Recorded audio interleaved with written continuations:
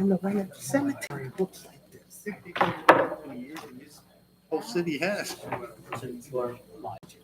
Okay, thanks. Same I program appreciate it. does So as soon as still Jane's go ready. back. Kind of in front of Bill, please. In front of Bill. No, they Not, want not attached to Bill. That's good. Right there's good. but I want us to head it off Yeah, at the top. at the pass. Yep. Because it's dumb looking. Ladies and gentlemen, while we're getting ready to open our hearings, I would mention that we have sheets over here, one for each of the hearings that will be held tonight. We would encourage you to sign if you're interested in receiving further correspondence with regard to what occurs tonight. Again, there's 5 separate sheets on the table right over here, and I'd encourage you to sign. All right. Gene, thank you. And ladies and gentlemen, at this time, I'd like to welcome you to the regular meeting of the Bethlehem Zoning Hearing Board. My name is Bill Fitzpatrick, and I'll serve as chair for the hearings this evening. Other members of the board from my left are Jessica Lee, Terry Novotnik. To my immediate right is Attorney Stephen Strack, who will serve as board solicitor and provide legal advice to the board. To his right is Mr. Craig Pfeiffer, the zoning officer for the city of Bethlehem. Jean Genova is at the far right of the table. She is serving as our court recorder, stenographer, and taking a record of tonight's proceedings. I would remind you that everything that is said is going to be made part of a permanent record. I'll actually talk you through the proceedings, and the procedures will follow as we go along. Tonight, there are 5 appeals to be heard. And again, a reminder that we do have sign-up sheets over here. As the appeal is announced, the party making the appeal is encouraged to come to the table over here. We will then ask our court stenographer, Jean Genova, to swear in those, the appellant, as well as anyone who might be questioning or testifying with regard to that particular hearing. I'll go through the same procedure with each of the hearings individually because there's the possibility that people might be coming into the chambers during the middle of proceedings. People in the audience will have an opportunity to ask questions, and they'll also have an opportunity to offer comments or testimony. And I'll guide you through that, but in its simplest form, the appellant will make their testimony. We will then offer opportunity to board members to ask questions. Following all of the questions from here, we'll open up the floor for questions only for members of the audience. After all the testimony from the appellant has been received and questions asked and answered, at that point, I will open up to testimony or comments from members of the board or members of the audience. I beg your pardon. We would ask you to avoid making repetitive statements or asking repetitive questions whenever possible. And very importantly, I would advise that anyone aggrieved by the decision the board makes may appeal to either Lehigh or Northampton County Court within 30 days following the issuance of the written decision of the Zoning Hearing Board. And at this point, I would like to invite the appeal of 130 West Gep Street and 911 Orchard Street to please come to the table. And Mr. Chairman, if I may just make a brief note for the record, the zoning board is a 5-member board. There are 3 members present. Therefore, the board has a sufficient quorum under the municipality's planning code to hear all appeals properly before it this evening. Thank you very much, Attorney Strack. Jean, at this point, why don't we swear in everyone? Anyone who thinks who will be testifying, or you think you may ask a question, whatever, would you please stand, raise your right hand to be sworn in?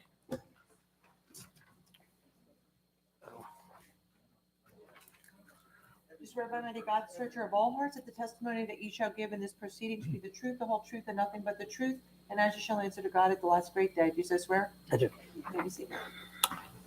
Thank you. And just a couple of procedural things. Can you tell us when the property was posted? Last Wednesday, a week ago. So we are in order. Mr. Piper, do we have any, I'd like to make note of any either emails or correspondence that we received with regard to this case. Certainly, in your packets should include the letter from the Planning Commission.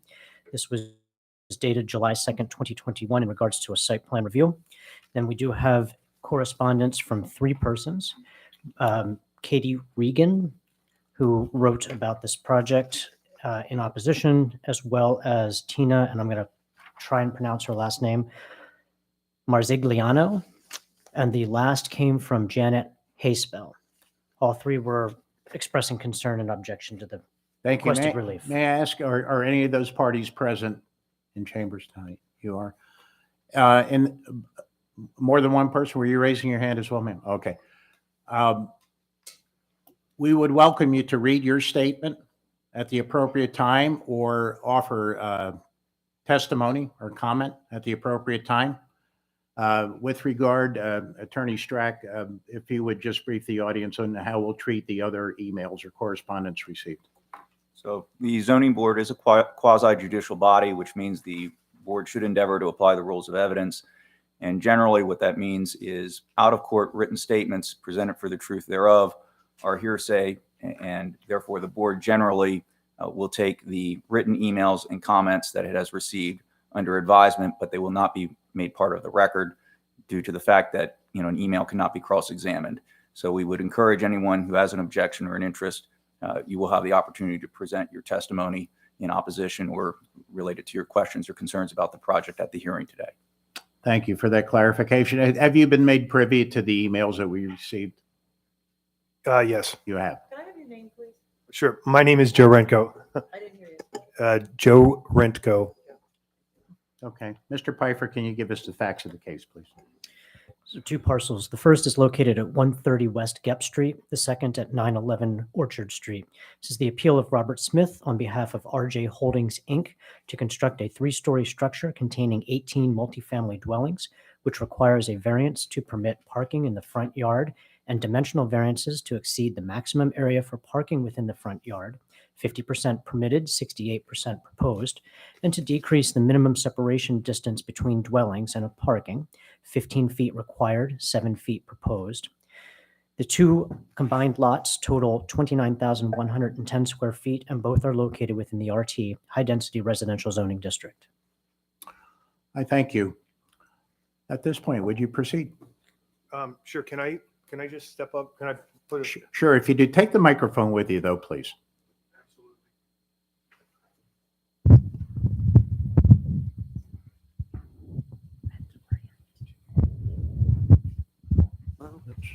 Chair. Oh, there's that kind of chair. Okay. Wrapped up here on something. We do need them to just tell us who we are with their addresses for both the applicants. I will. Thank you. Now, before you proceed, I'm going to need anyone who's going to testify, name and address, please. Okay. First of all, my name is, good evening, ladies and gentlemen of the board. Good evening, ladies and gentlemen of the audience. My name is Joe. Just trying to just slightly, I really can't see. Yeah, I was trying to make it so that the members can see. Yeah, it might be important for us to see what you're, okay, thanks. All right. So I could probably speak with that loud enough without this, but if it's better for everyone, I'll use the microphone. Yeah, we do need it for the Okay. people that are, So my name is Joe Renko. I'm the principal engineer for Black Forest Engineering. I'm a professional civil engineer, licensed in 4 states, and I've been practicing civil engineering in the Lehigh Valley for almost 18 years now. So I would respectfully request that you would accept my testimony as an expert witness on this site. So Is the owner or applicant present tonight? yes, the owner / applicant is here. Understood. and then without objection, we'll accept your expert testimony. Okay, well, thank you very much, Mr. Chairman. So this, we heard a very quick introduction from the zoning officer on this site. It's an existing, almost 3/4 of an acre tract that's actually cut into 2 parcels. It's in the high density district, residential district. We're bound by 3 streets: Monocacy Street to the west, West Gep Street to the south, and Orchard Street to the east. So the existing condition of the site out there is there's 2 garages, automobile garages. So again, this is a residential district, and there's two non-conforming uses out there right now. What the owner would like to do is to raise those buildings and construct an 18-unit apartment building. So that's how I got involved, and that's kind of the history of where we started. We were fully aware that parking is definitely required and also highly recommended to be in the rear of the building. So naturally, that's where we started, and we submitted a fully engineered plan to the Planning Commission that has the parking in the rear, and that is Exhibit A1 in your packet. And if you could take a peek at that, I could walk you through some of the what came about once we submitted that, some of the obstacles that we were faced with. So again, Exhibit A1 shows the original land development plan that we prepared. Parking's in the rear. There is a significant grade change on Orchard Street from the intersection up to where that driveway would need to be for the parking lot. That driveway then dictates the height and elevation of the building.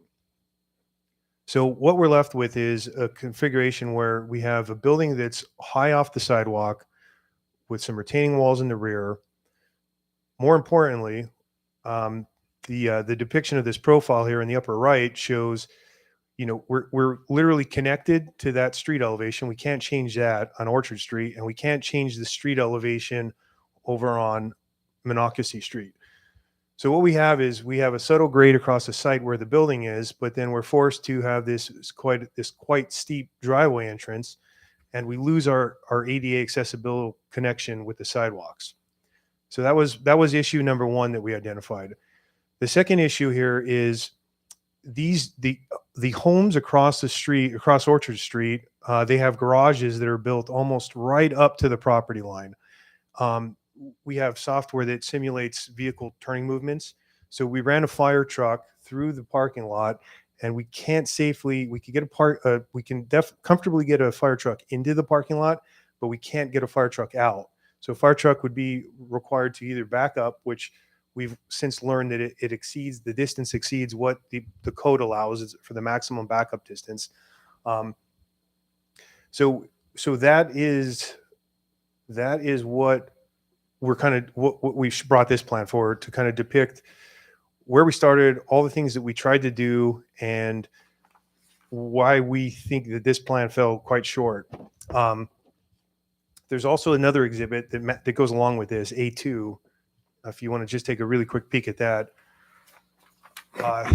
So the reason I put this, it's a profile, it's a cross-section, and the reason I thought that was important is because it shows that we know that the city really likes the whole idea of the concept of having the parking in the rear is so that you have this connection of the building to the front sidewalk and to the neighborhood. So just because the building though is closer to the sidewalk and we don't have a parking lot in between, A1 shows it's the elevation of Orchard Street, that grade change I talked about. The building has to be so much higher that there is a strong disconnect from the building to the sidewalk, and that's depicted in Exhibit A2 that you folks should have, and which is the cross section. So A2, that cross section matches this A1 layout. So again, I know there's a lot of stuff on the agenda, so I'm going to try to move along quickly here. So the next plan I have is what your exhibit is labeled would be B1, and all I simply did here was put the parking lot in the front. And what causes the greatest change is that the driveway goes from an elevation, basically the driveway is able to come down almost 10 feet in grade because of how much grade change there is on Orchard Street. So by bringing the parking lot down closer to the intersection, this is the flat area of the site. You can see the actual profile of the driveway. We're almost running completely at grade. There's minimal earthwork required. We have a fully ADA sidewalk, compliant sidewalk circulation around the parking lot. We have adequate room for a buffer, all the required parking that we need. And then the supplement to this is the B2 exhibit, which shows that though the parking lot is in the front, and everything is to is to scale on that A2 exhibit. We do have parking in between the building and the sidewalk. It still seems more connected to the community just because the elevation is not separated beyond a retaining wall. So we are here for basically there's three variances. Two of them are both related to the fact because we have parking in the front. This we ran this by the fire chief. We can easily get a fire truck in and out of this configuration. So there's the pros of ADA accessibility and then also the fact that we could get a fire truck around through the site. Because this property here, we have more room to make this movement because of how these units are situated.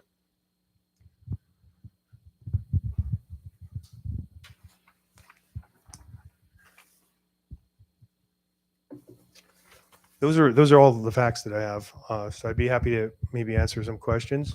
Sure. Before we do, and again, because we seem to have interested parties in the audience, Mr. Pfeiffer, can you again define the relief that's being requested tonight so that everybody understands what will be considered by this board? Certainly, there's three variances as previously mentioned. The first is to permit parking in the front yard, and the second two are dimensional variances. One is to exceed the maximum allowable area for parking in the front yard, 50% permitted, 68% proposed. And the second is to decrease the separation distance between dwellings and parking, 15 feet required, 7 feet proposed. Thank you. And again, for the benefit of the audience, those are the issues that'll be deliberated tonight. Questions from members of the board? Ms. Lee? Yes, in the front where the three rectangles are, is that the driveway in? Right in the middle, is that the driveway? The driveway opening it's from Monocacy Street, Okay, and this is the driveway. This is the driveway apron where a vehicle leaves. This is an ADA parking spot, and then this is a crosswalk oh, okay. for I was wondering why. It's for pedestrians, a pedestrian crosswalk. Okay, and how does the height, this has nothing to do with the variance. Sure. How does the height of the three-story building relate to the existing homes at this elevation? So it again, it's actually a benefit. And obviously, I'm in favor of this plan, but in this plan, the building is and again, it goes back to if it might be easier for you folks to see the difference on A2 and B2, where I have those cross sections. So if again with the parking in the rear, the building has to come up because we're tied to the elevation that driveway is, and that we're moving that driveway up 7 or 8 feet in elevation. So that building now is towering over some of these residential Well, with homes. the parking in the front, then how is the elevation and the building height in relation to It existing homes? so Higher, lower? I would say it's about the same. Okay. It's And- because the building height is it's around 30 feet. It's around 30 feet, Okay, which is it's below what the ordinance allows. okay. And the parking up above, is that more parking for this building? It's more parking. There's the parking requirement in this district, I think, is 1.75 spaces per unit. Mhm. So we're required to have a certain amount of spaces, and we don't have enough in either plan. We don't have enough in the In the in front? the main parking lot. So we had to go with an additional ancillary parking lot. To access that parking lot, do people go through the Orchard Street or Monocacy? The only way to access this parking lot is through Orchard Street. And in working with the city, what we've been told is there is a plan to make Orchard Street a one-way. Okay, because I'm assuming it's very narrow. Orchard Street is narrow, correct? So Okay. so again, this is the backup parking. And it looks like it's behind somebody's home here on Monocacy. Yeah, right. Yep, there is a home there, and again, this is something that we have to work through the planning commission with for their approval. But we're providing the full screen, the fully required buffer screen that they've asked for. Understand, you're going to put up a fence, trees. Fence, trees, arborvitaes, yeah, something really nice. Okay, and lighting, of course, would not affect the people's homes. So we've also, for the planning commission, to get through that process, we're required to provide a lighting plan that demonstrates that we don't have any lumen spillage over the property lines. Correct. Okay, that's all I have for now. Thank you. Thank you. Mr. Novotny. My question's for Mr. Pfeiffer. If the parking lot were situated in the rear, would any variances be required?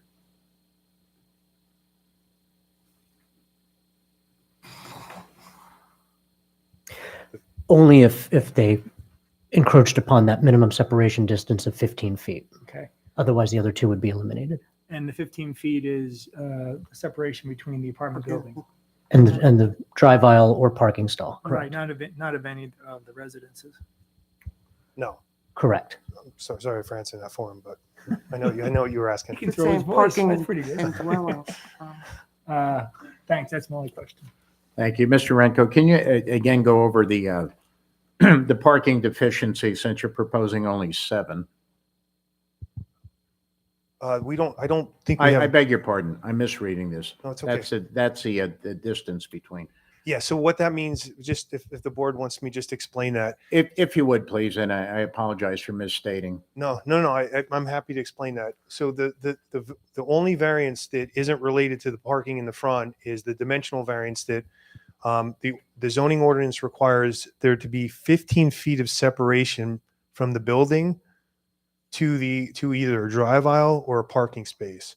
And again, for the sake of the site and the topography on the site, we need to keep things a little bit closer together than that. So we're deficient on that. We're not providing the full 15 feet. I thank you. I have no other questions. Could I have another? Yes, sir. If the project were built, could you build the project if we denied the request? Not like this. I mean, if you denied the request if you denied the request for the parking in the front, Exactly. we obviously have a plan that the fire chief has frowned upon. We don't know how we would truly access, other than the only real access to the building would be from West Gap Street. And if you denied the waiver for this separation from the parking lot, we're already we're very tucked close to the building restriction line, which I think we may actually be on it. The only thing that I feel like that we'd be able to do to really make this work, and we are at all of our minimum distances to provide a buffer and a cushion between the sidewalk. We have the 18-foot parking. We have the 24-foot lane, the required 5-foot ADA sidewalk. We would have to push this building back a little bit to get that 15 feet, which we would then be here asking for a different waiver for encroaching into a rear yard setback, which would also push this building closer to the residences of the neighborhood. Thank you. So I would comfortably say that I think we're here asking for the most minimal relief. Thank you. Attorney Stracker, is there anything you wanted for the record? Just very briefly, Mr. Renko, are you familiar with the current layout of the property? Yes. And is there any portion of the frontage along Gep Street that you propose parking in that is currently used as parking in connection with the current use? Yes. Thank you for helping me do my job tonight. The majority, the garage right now that I talked about is right here. And right now it's sort of being used as a parking lot, this whole area where we're proposing the vehicle parking now. So I forgot to mention that. So thank you. And is it your testimony, I don't want to put words in your mouth, but if the board chose to grant all of the 3 specific variances that the applicant is seeking tonight, that the property would be developed in strict conformity with what is shown on Exhibit B1? Yes, sir. Yep. And has that been through planning? We've made a preliminary submission through planning. It's a convoluted process because the first submission through planning, I said, was what was shown on Exhibit A1. We have a full review letter from the staff, from the entire city staff, with all the deficiencies of A1, and that's why we put together B1 to address the most importantly the fire comments, the ADA comments. So Plan B1 hasn't been fully reviewed yet by the city staff. If that's answering your question correctly. So the planning had under 13022 of the ordinance, that review has not been performed for B1 yet. Correct. I guess my next question, well, I don't want to, Craig, can you testify as to whether the city has had a chance to look at what's proposed? Informally, we have. We've studied both A1 and B1. We had no objection to B1. It still does need to go back before the Planning Commission. The comments will be ostensibly the same as the comments in the review letter that's been previously prepared.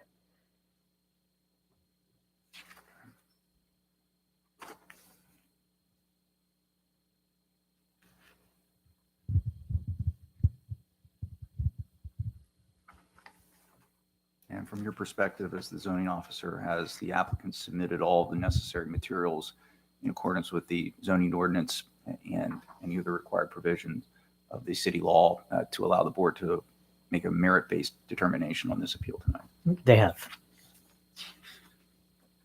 That's all. Okay, thank you. Mr. Pfeiffer, anything you needed for clarification? Just for clarification, since the question was brought up, Mr. Renko, the minimum required off-street parking is 32 spaces. Can you just tell the board how many spaces are being provided in both lots?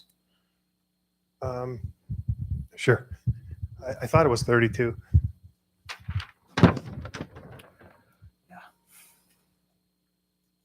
It is 32.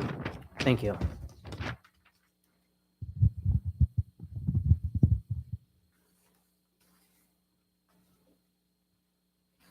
I have no Okay. other questions. Thank you. All right, at this time, I would open the floor for questions only of the testimony that you just heard. Anyone wishing to ask questions, please come to a microphone, identify yourself, and give us your address.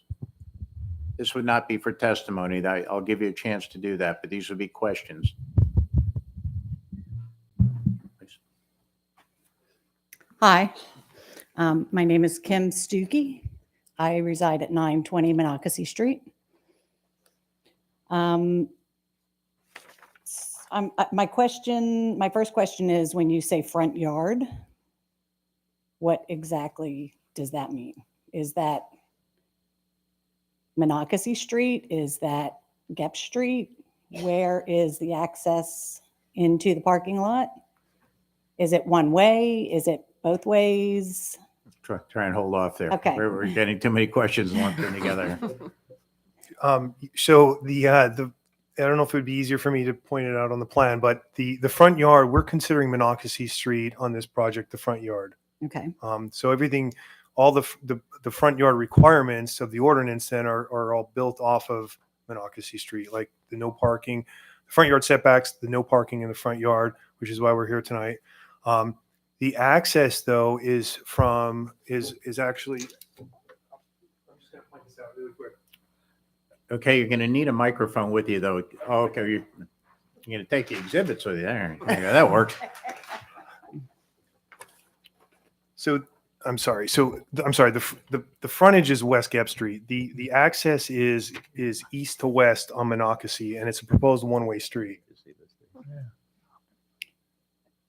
one way within the parking lot. One-way So- traffic. So they'll be exiting to Exiting Orchard? through Orchard, but with what we're asking for the variance for, the parking is Mr. Renko, I really need you to put up here so the board can see what you're describing and have a microphone with you, please. Ma'am, if you need to come around to see what he's saying, or if you can see from where you're at, but we really need to see what he's. Right, I understand. okay. So to answer your question, the exit is No, please, we can't see this, all right? There you go. I believe she can see. Thank you. the exit is on Orchard Street, and this is the plan that we're here to request the variance for. If we go with what is allowed by right, the city zoning ordinance wants the parking in the rear, which means the exiting traffic would be up here in the middle of Orchard Street. So at least with this configuration, we're down very close to the intersection. Orchard Street is an alley. Okay, She needs a microphone. Yeah, see, now, all right, can you share the microphone? Speak into the microphone so you can stay up here. So Orchard is an alley. It's called a street, but it All right. literally is And an alley. there's a So question I'm mark not at the end of each sure- of these. how you can use that as an exit. That's my concern. It, right where you're coming out showing there, you know, they're going to turn onto Orchard because you're saying it's going to be a one-way street. Am I correct? Well, right now it's a two-way, but I believe it's in the works that it may become a one-way. Right. Is there any plan to do a traffic study at the end of Orchard at Gep Street? No, I mean, the traffic from an 18-unit apartment doesn't typically require a traffic study. It's a minimal use driveway. Okay, I'll make note of that. How do we, as the neighbors, get copies of your plans?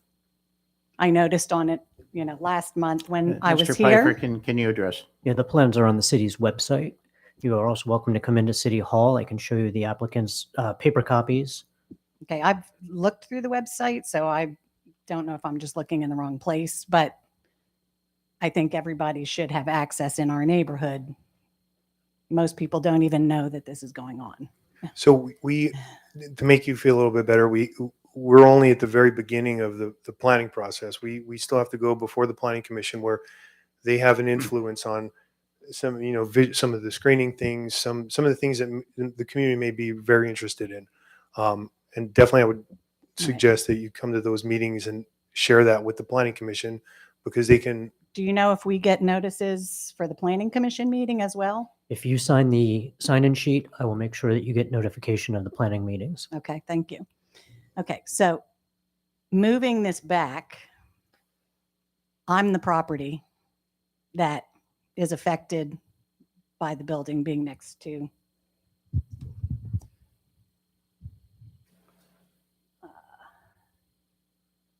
this is my yard. This is Orchard, This is Orchard. and this is where. So there's a current building- there's a car garage here and there's a Okay, car garage so here. this is my property. Okay. Right there, it says it. It says my, it says my name. So you, in either configuration, A1 or B1, the only thing that changes is the elevation of the building. The building isn't any closer to, or you still have the full buffering of this parking lot with the screening that the planning commission is requiring around the property line. With the parking in the rear, this building is going to be higher in elevation, which I'm not saying it's going to obstruct your, potentially your view because you do have a garage here now. So that existing garage is going to come down. So I don't think there would be much of a change, but that's. Has the Historical Society had any notice of this plan also? This property is not located in a municipal historic district. Okay, I just wonder because I thought the Ice House was considered historical. It may be eligible nationally as an individually listed property, but I'm not But aware it's of not that. in the city. Okay. I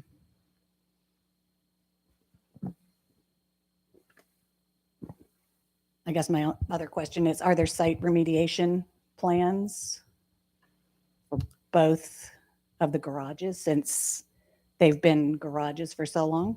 Sure. Like once we get through, I mean, obviously like I said, we're in the infancy of this. Once we go into construction, there's due diligence that's required to make sure that there's any contaminants that are in the soil. Excuse me, the soil that needs to be excavated or contained and remediated properly. I would like to remind everyone what we're considering tonight is one, can parking be permitted in the front yard? And those other two variances. The remediation and those issues would be resolved at planning. Am Yes, I sir. correct? Okay, thank you. Thank you. Any other questions? Oops. Hi, my name is Janet Haspel. I live at 903 Main Street in Bethlehem, 18018. Our home is on Main Street, but the back of our home faces Orchard Street, which is a very narrow alley. Not a ton of traffic going up and down that alley as of right now, because that's all of our garages and our backyards that face that alley. So just questioning, as this building, which will be significantly higher than The garage is on Orchard Street, and will be directly facing all of the backyards on the 900 block of Main Street. If there's any plan for any type of privacy, because all of these apartments will now be looking directly onto our backyards, which we have a significant amount of privacy now. So just once all of those apartments are there, what plans there are for any type of privacy that's being put in. I'm not sure in regard to the current parking that's proposed, how that will work. Mr. Piper, again, I'm concerned that this is an issue that would not be before this board. It would be resolved at planning. So the building height and its configuration orientation would not be before the zoning hearing board, but certainly could be addressed at the planning commission meeting. Okay, so questions about the parking and the privacy have nothing to do with this tonight. Well, the three issues again. They're seeking the variance is before the board for consideration is a request to increase the amount of parking that they have in the front yard from 50% that's permitted to their proposed 68% coverage. That's the parking along Gep Street. They're also asking for a reduction in the setback between internal parking spaces and drives, not setbacks from other people's houses, setbacks from the driveways and the parking, simply because the spot is constrained. And the third variance they're seeking is simply to, there's a 131104B of the zoning ordinance says, generally you want to try to keep the parking in the back, but it's not a hard and fast rule. I refer to the language, which was why I had the question about whether there was already parking in the front. So there's, if there's a buffer zone or a privacy regulation that they have to comply with, they have to comply with it, because it's not before the board for them to obtain any relief at this point. And I'm not trying to minimize your concern. I'm just trying to, again, address what we'll be looking at, what we can rule on tonight. I believe these other issues will be dealt with at the planning.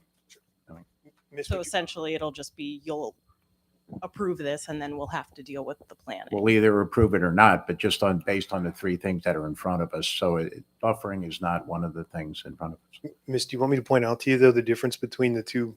Here, why don't you come up a little closer? Clarify, Mr. Renko.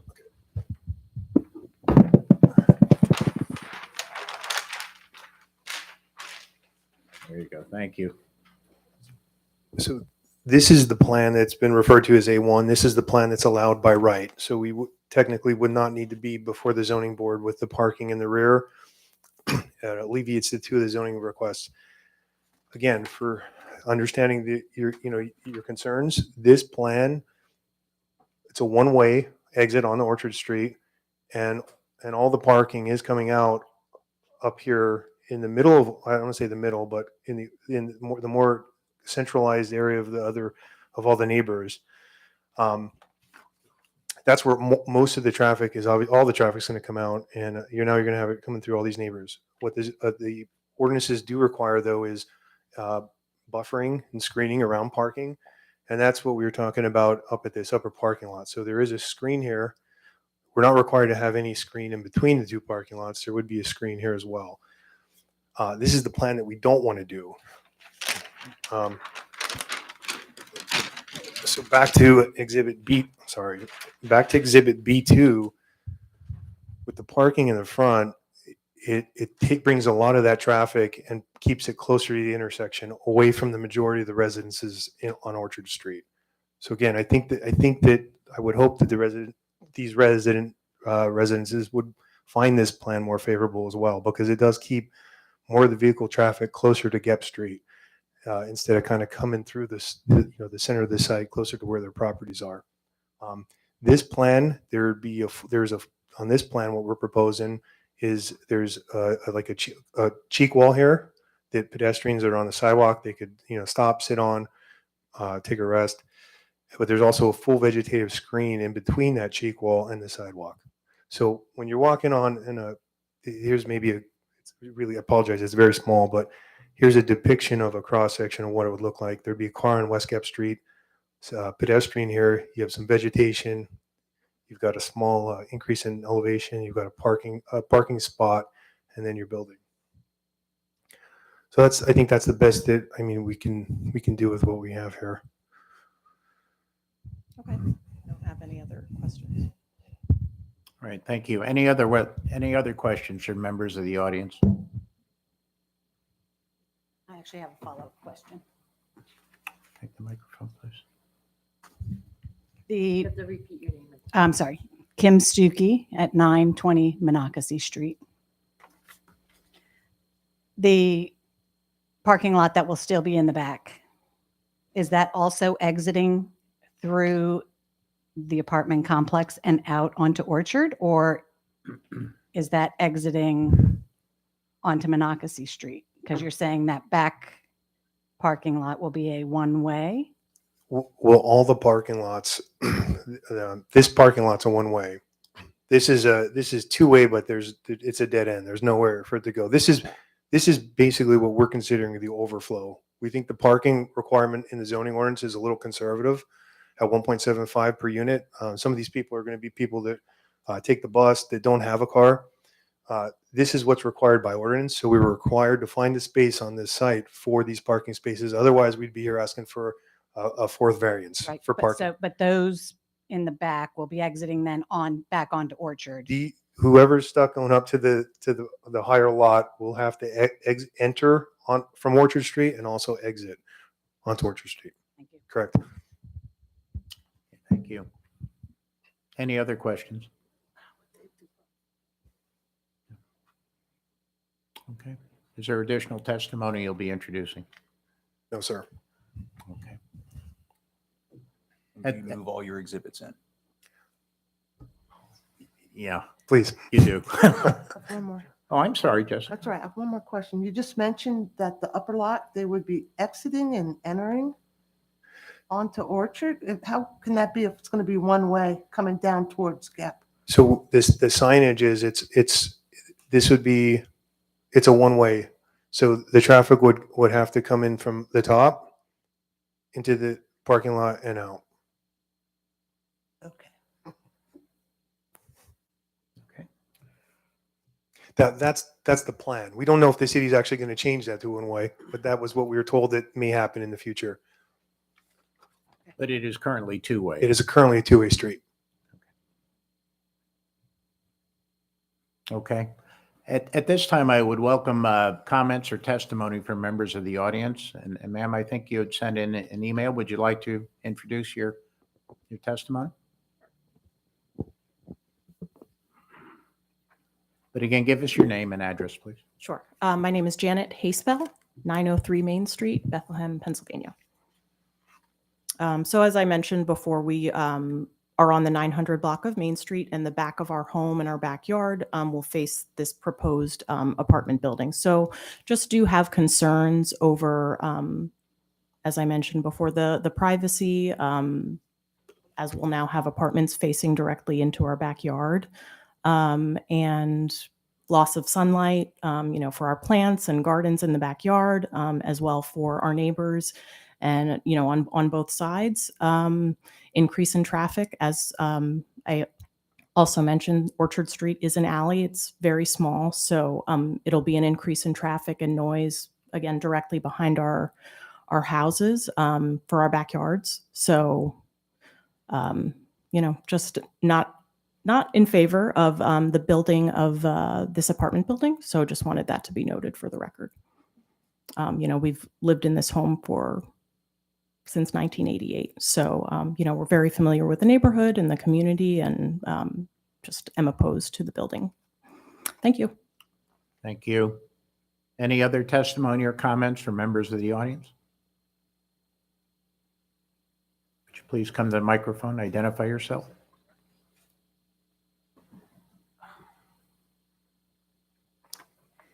Yes, hello. I'm Darlene Heller. I'm the Planning and Zoning Director for the City of Bethlehem. And I do have a letter that I'd like to share with you, so I'll distribute that and then I'll come back to the mic if that's all right. Sure, thanks.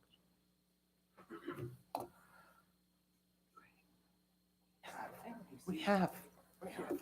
Mhm. Okay. Is this the mayor's letter? Yes. We do. I don't know if you need them.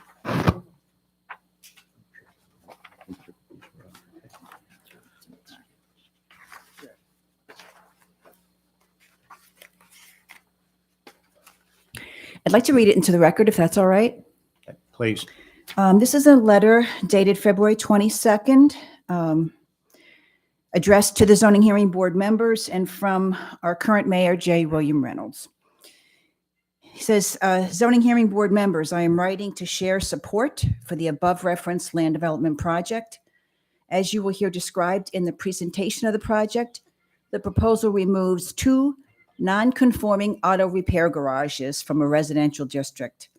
It cleans up the parcel and constructs multi-family residential units in its place.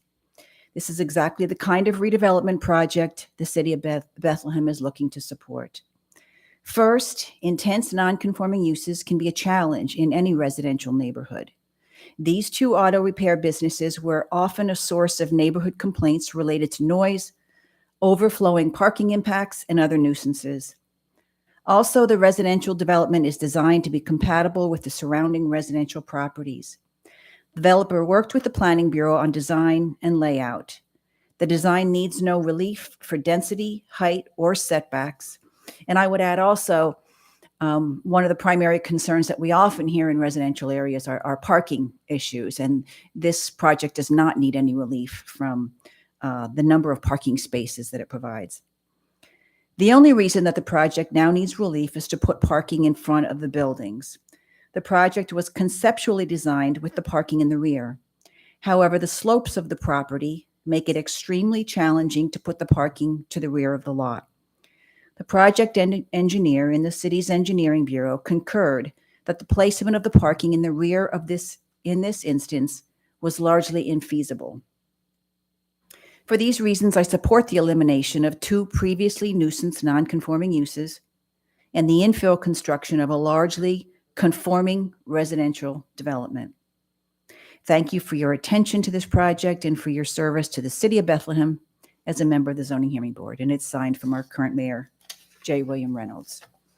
I would just like to add, we did review the project as a site plan, as a sketch plan or a conceptual plan before the Planning Bureau back in July. And because it was conceptual, at that time it showed the parking in the rear, and I just think they didn't have fully engineered drawings at the time. And when they resubmitted for full land development, that's when it became clear that the parking was only feasible in the front of the building. Typically, I'll acknowledge we do try to keep the parking to the rear, but our engineering bureau did concur that it really was infeasible in this instance to do it to the rear. So we support the project. I understand that there are other issues. If any of the residents want to contact our office, as Mr. Pfeiffer noted, we have plans that people can come in and see. We'd be happy to talk with people and answer any questions, and we can certainly send notice about the Planning Commission meeting when it comes about. If you have any questions, I don't think so. Thank you, Ms. Heller. thank you. Anyone else wishing to testify or introduce comment? Seeing no one. Gene, we're going to go off the record. Mr. Chairman, Yes. if I may suggest, since I don't think we've actually heard any testimony from the applicant, we may want to at least have him testify that he's the legal owner of the property and he concurs with the witnesses that has presented And testimony. that's fine. I thought he was identified, but if you would. My name and, Name and address. yes, I'm Robert Smith, president of the RJ Holding Corporation, located at 2454 Main Street in Bethlehem, Pennsylvania. And can you advise, do you concur with the presentation made by Mr. Yes, I Echo? do. Attorney Strack, anything That's else? all. Thank you. Okay, thank you. Gene, we're going to go off the record, please. Thanks for clarifying that.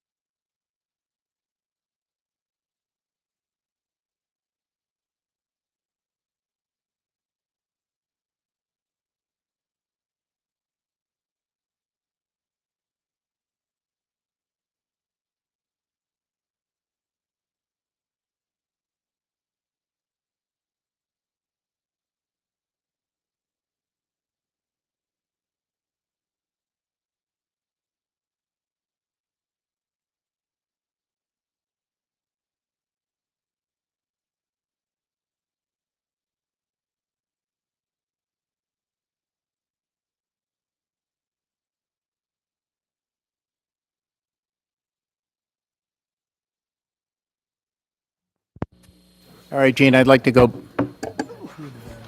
back on the record, please. Are these? They're on. Back on the record, if you would, please, Gene. I may have a motion from a member of the board. Yes, Mr. Chairman, I make a motion to approve the variances for the parking at 130 West Gap Street, and also with the following conditions that they comply with B1 and B2, and also keep with the testimony as given. I'll second. May I ask for clarification? Were you also requiring further approval of the planning commission? Yes, also, third condition, approval of the planning commission once you get through that process. Second.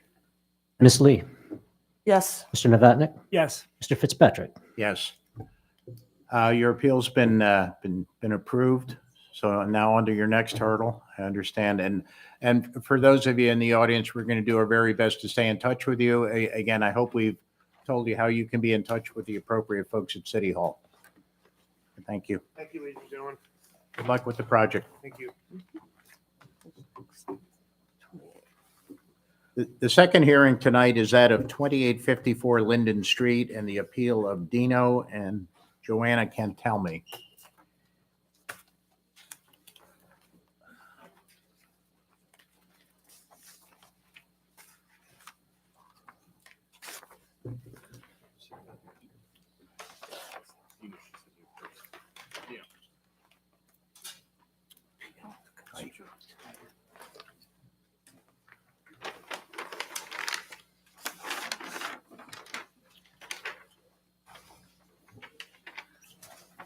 Attorney Raschuti, before we move on, can you tell us when the property was posted? March 16th. March 16th. Okay, at this point, and in the interest of safety, if anyone had been sworn in previously, my apologies, but I would at this point like to swear in everyone who will be testifying or questioning with regard to the matter on 2854 Linden Street. Would you please stand and raise your right hand? Swear by mighty God, the searcher of all hearts, that the testimony that you shall give in this proceedings be the truth, the whole truth, and nothing but the truth, and as you shall answer to God at the last great day. Just as well. You may be seated. Thank you. Mr. Pfeiffer, would you give us the facts of the case, please? This parcel is located at 2854 Linden Street. This is the appeal of Dino and Joanna Cantelmi to construct a 3-story structure containing 36 multifamily dwellings, which requires dimensional variances to reduce the lot area per dwelling. 4,000 square feet required, 3,601 square feet proposed, or 32 dwellings permitted, 36 proposed, and to exceed the maximum building length, 180 feet permitted, 220 feet proposed. This record lot is irregular in shape, totaling 129,637 square feet, and is located in the RG Medium Density Residential Zoning District. Thank you. Attorney Raschuti, before we proceed.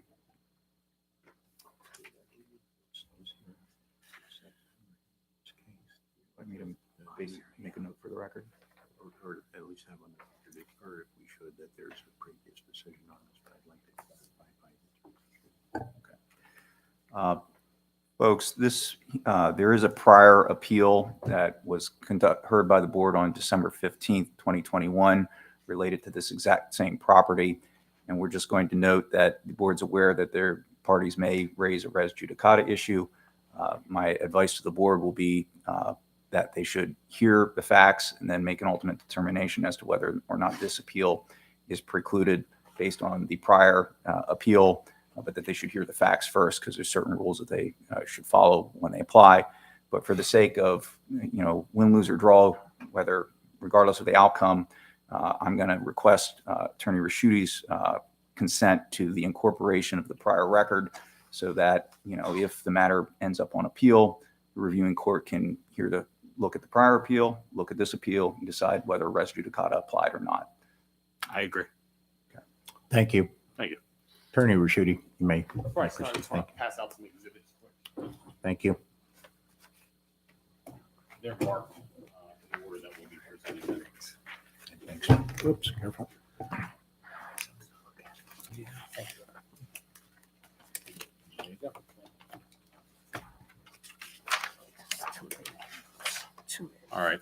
Our first witness is Steve Kerbacher. Steve, can you go up to that microphone? Sure.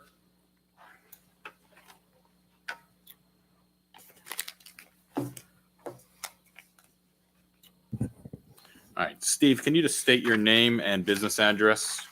Stephen Kerbacher Jr., professional land surveyor. Business is at 190 Broadhead Road, Suite 110, Bethlehem, Pennsylvania. And what is the name of your business? DMS Real Estate Designs and Plans. Okay, and you're a professional land surveyor licensed by the Commonwealth of Pennsylvania? Yes, How long have you been a professional land surveyor? I've been licensed since 2006. All right. You've reviewed the deed in this matter, Yes, I have. and that is marked as Exhibit A1? Correct. All right. And you prepared Exhibit A2, the plot of that deed? Yes, I did. Okay. And how many square feet are on the recorded title to the property? Memory serves 129,637. All right. And you're familiar with the definitions of lot area and property line in the zoning ordinance? Yes, I am. Okay. And are the lines on Exhibit 2, are they consistent with that definition? Yes. All right. I have no further questions for Mr. Kerbacher, who's just here to testify regarding the size of the lot. Thank you. Out of the interest of safety, any questions? No question. No questions here. I'm assuming there are no questions from members of the audience. Okay, thank you. All right. So my next witness is Dino Cantelmi. Mr. Cantelmi, you were sworn, correct? Yes. All right. Can you just state your name and address? Dino Cantelmi, 2854 Linden Street, Bethlehem, PA, 18017. And are you the owner of 2854 Linden Street along with your wife, Joanna? I am. All right. How long have you and Joanna owned the property? Roughly 21 years.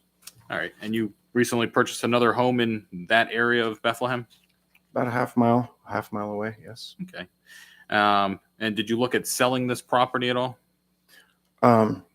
So I've been approached by different developers that had interest in the property. I love my house. My kids love my house. It was a very hard decision for me to make. However, things happen, and we were fortunate enough to get this a beautiful home about a half mile away. And I felt, I made a lot of friends, and a lot of neighbors in the court condominiums and surrounding area over the 21 years. And I felt it was in not only my best interest, but their best interest to have me stay on to develop it myself, to be involved with the project, because I didn't want some developer to come in and just carte blanche, just do what they wanted. I wanted to have some say in it. And I definitely wanted the court condominiums.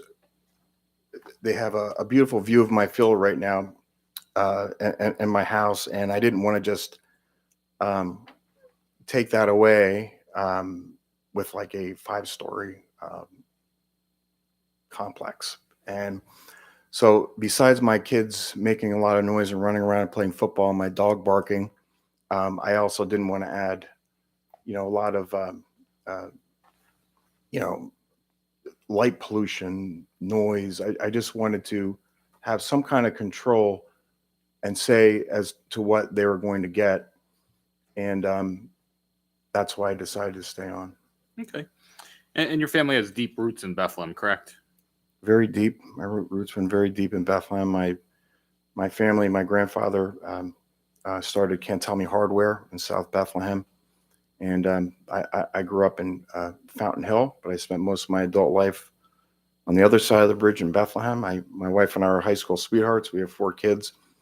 And originally, we wanted to build a funeral home on the lot, which we were denied.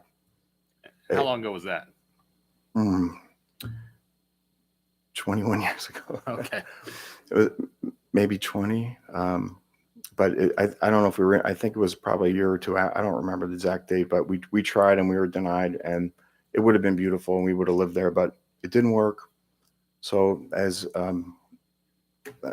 fortunately or unfortunately, it didn't work, but I was able to, my dad was friends with the Long family in Bethlehem who owned the Long Funeral Home. And I'm very grateful that I was able to purchase the Longfield home right up the street on the corner of Linden and West Market. So I'm here. I live in my whole life. My adult life, I lived in Bethlehem, and I have a reputation, and I certainly don't want to tarnish it. And I don't want my neighbors to get mad at me. Okay. So you are aware that by right, you are allowed to build a 4 or even 5-story building on this parcel, correct? Yes. Okay. And you're proposing a 3-story building, is that correct? Yes. And I think you said this, but I don't want to put words in your mouth. That's due to your respect for your neighbors. Yes. All right. I don't have any other questions for Mr. Cantelmi. We'll have another witness who will testify about the details of the plan. Okay, thank you. Questions from members of the board? None right now. Mr. Novotny? Nothing at the moment. I have no questions.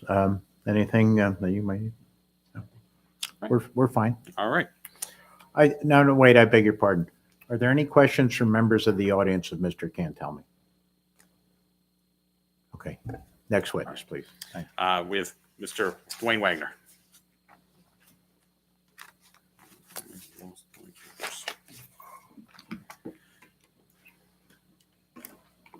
All right, Mr. Wagner, you were sworn, correct? Correct. Can you just state your name, business address, and your occupation and employer? Dwayne Wagner, 190 Broadhead Road, Suite 110, Bethlehem, PA 18017. Clearfield Asset Management, and I'm here representing Mr. Cantelmi's on the development side to help him with the development. Okay. And you've been retained and retained by Mr. Cantelmi and his wife to help with this project? Yes. Okay. And let's look at the proposal. Do you have your boards? Yes.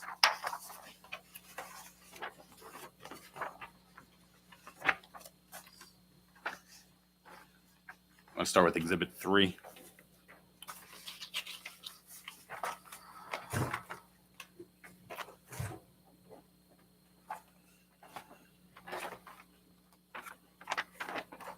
And can you please use that cordless mic? Can you just tilt that a little bit more toward the board, setting on the table? Yep. Dwayne, that's not on. There's a little button on the bottom. There, you got it. Is that better? Perfect. All right. Sorry. First time with a mic. So, Mr. Wagner, first of all, you're familiar with the zoning ordinance in Bethlehem? Yes. You've done other projects here as project manager and developer? Yes. Okay. Now, apartments are permitted in the RG district, is that correct? Yes. Okay. And in the RG district, how many stories are permitted for an apartment building on this property? On this property, up to 5 stories because it's over 2 acres. Okay. Now, looking at Exhibit 3 here, this is the existing site conditions, is that correct? Correct. Can you just walk the board through this exhibit, show them, the details of the property as it exists now? Sure. This is Linden Street running north to south, Butchtown Road running east to west. This is the limits of the property here. The existing home you can see on the photo here with the pool and driveway access points here and here and here. The property slopes from southeast to northwest, and you'll see on the development proposal, the stormwater management area is in the corner of Butchtown and Linden Street due to the natural topography. All right, now let's look at Exhibit 4.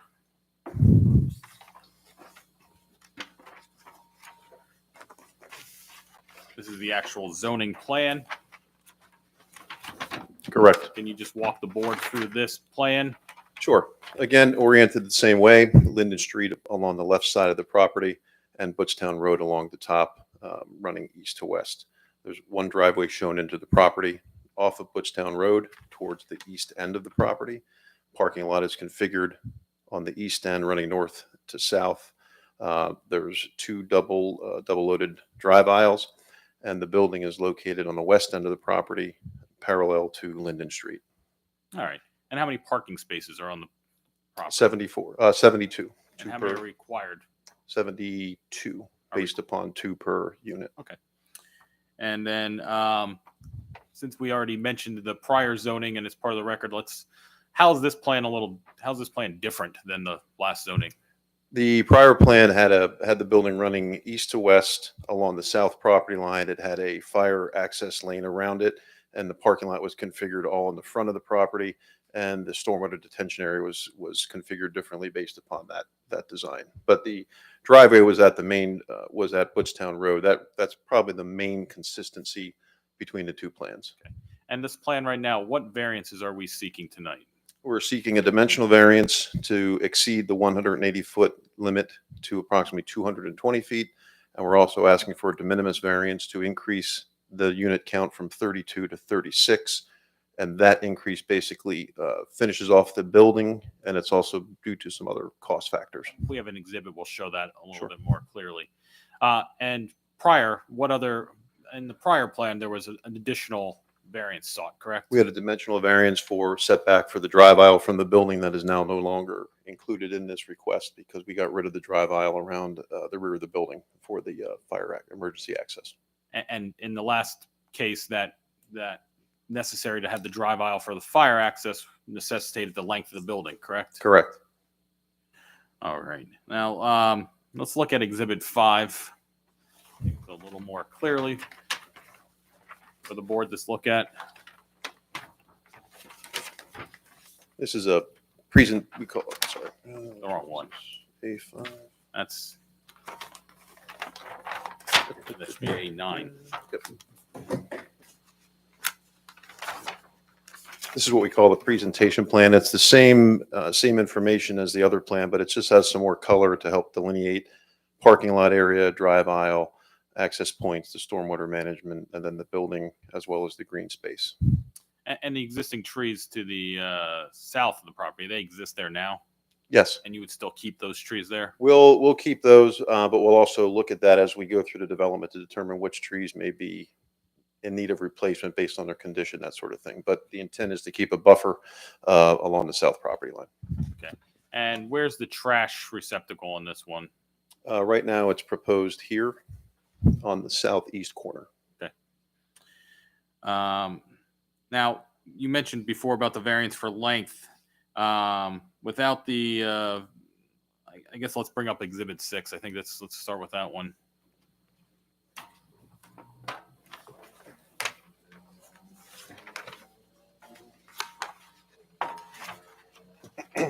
So, without any variances whatsoever, are 32 apartments permitted on this property? Yes, And that's by right? We don't have to come here tonight? We That's could just correct. build 32? 32 units by right. Okay. And looking at Exhibit 6, can you explain why 32 apartments just don't work in a 180-foot long building? Yes.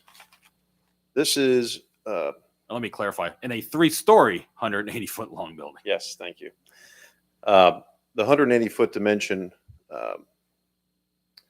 runs to here. This is the front of the, can everybody see this on the board? Okay. So this is the front of the building.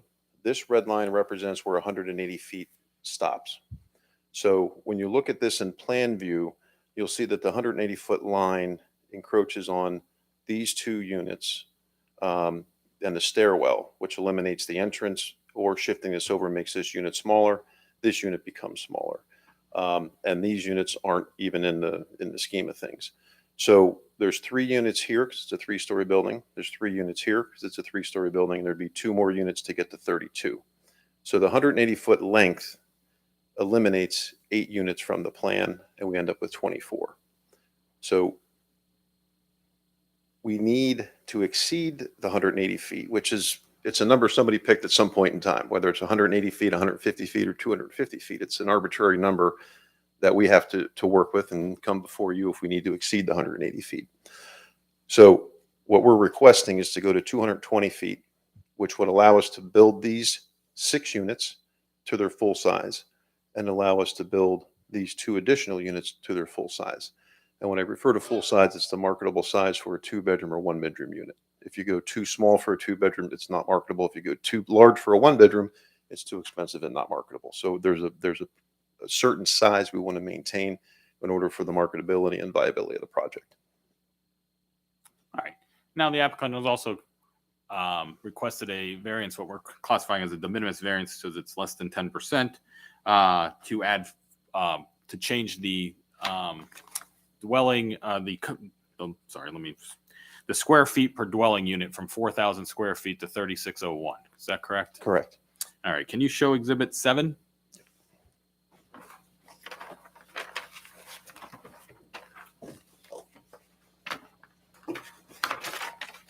So what you'll see here, let me just refer to Exhibit 6 real quick. So with the 180-foot line is the red line. And with 32 units, the building has, all of these units would be 3 stories. If the variance was granted, you'd have 3 stories to here. And then with the density, we'd have 2 more units. You'd have a 2-story portion, sort of an appendage or a doghouse on the side of the building, which is shown here. So the whole building would be 3 stories, except the front portion would be 2, and this notch in the back wouldn't be anything. It would just be open because you don't have the density to put additional units there. So it's sort of ends up being an irregularly shaped building. So there's 2 reasons we're requesting the additional units. One is to complete the building so it's a better visual appeal, visual style, and it looks more like a completed building versus sort of this extra unit down here. The other need, the other requirement that necessitates the additional units is we are allowed to do a 4 or 5-story building on the site, so we could go higher, and that's fine. That building is actually more efficient to build because you're building a smaller footprint and you have 4 floors under one roof versus building a 3-story building with a longer roof and more foundation, that sort of thing. So this building becomes more expensive to build. So we're requesting the additional units to complete the building as well as to offset the additional cost to keep it at 3 stories, which is more consistent with Mr. Cantelmi's desire to have a building that's more compatible with the neighborhood, as well as I've met with several of the neighbors in the Lark condominiums. They also prefer a 3-story building. So we're trying to listen to the neighbors. We can do a building by right of 4 or 5 stories, and that's fine. But just trying to create a better development in our mind is what we were coming before the board for. And we also did receive a recommendation from the Planning Commission for a 3-story building as well, with the additional units included in it. So we're trying to be consistent with what we've heard from the Planning Commission, what we've heard from the neighbors, and what the property owners' desires really are.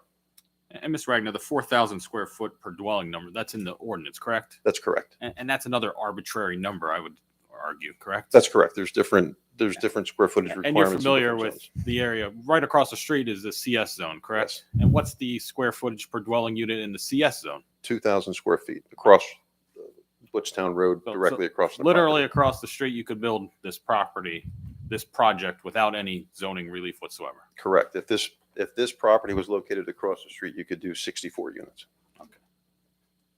All right. Now, would the applicant still build a building there if they do not get a variance? Yes. Yes. Okay. And what kind of building would they build? We'd have to go through the design, but it would either be a 4 or 5-story building to get the density, because we need to maximize the units we're allowed to build, the 32 units we're allowed to build. And we'd have to determine the configuration of the floor plates to see if it would be a 4 or 5-story building. But we haven't gone to that direction yet. And you just mentioned you did discuss this with the neighboring condominium associations board, Yes, I met with the board as well as other neighbors and spoke to several other neighbors. and did they express a preference as a board? Their preference, and several of them are here this evening, they can speak on their behalf. But the preference was a 3-story building, and their preference is also that it be configured along Butchtown Road, facing Butchtown Road, parallel to Butchtown Road with the parking in the front. So the building would act as a shield against any traffic, light pollution, and that sort of thing from cars coming in and out. They understand that something's going to be developed on the site.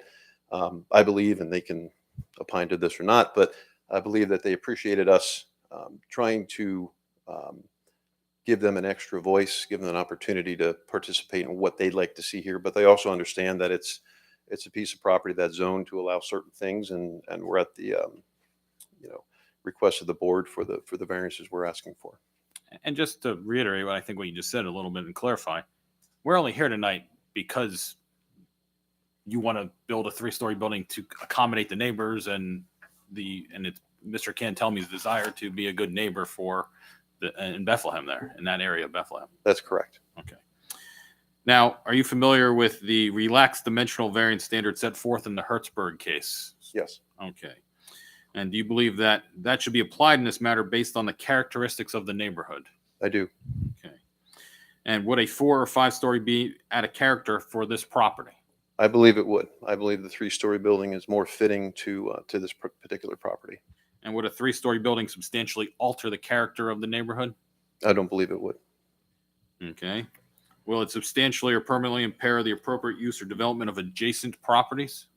I do not believe it would. I Are think there the any- 3-story building positioned in the way the condo association residents prefer would actually, I think, be a better solution to other alternatives that might be out there to develop on the site. It actually would provide some buffer and provide a better quality of life, I think.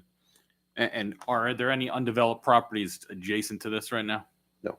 But there are properties that are in use, correct? Correct. And what are those uses adjacent? Immediately adjacent residential, you have the condominiums. I can show you on the board. Single-family residential is along Butchtown Road to the east.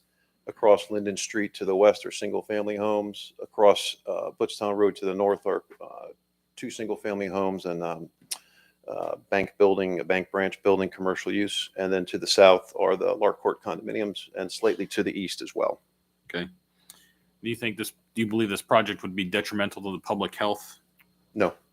And is the variance requested for the length, the minimum variance needed to build a 3-story building? It is.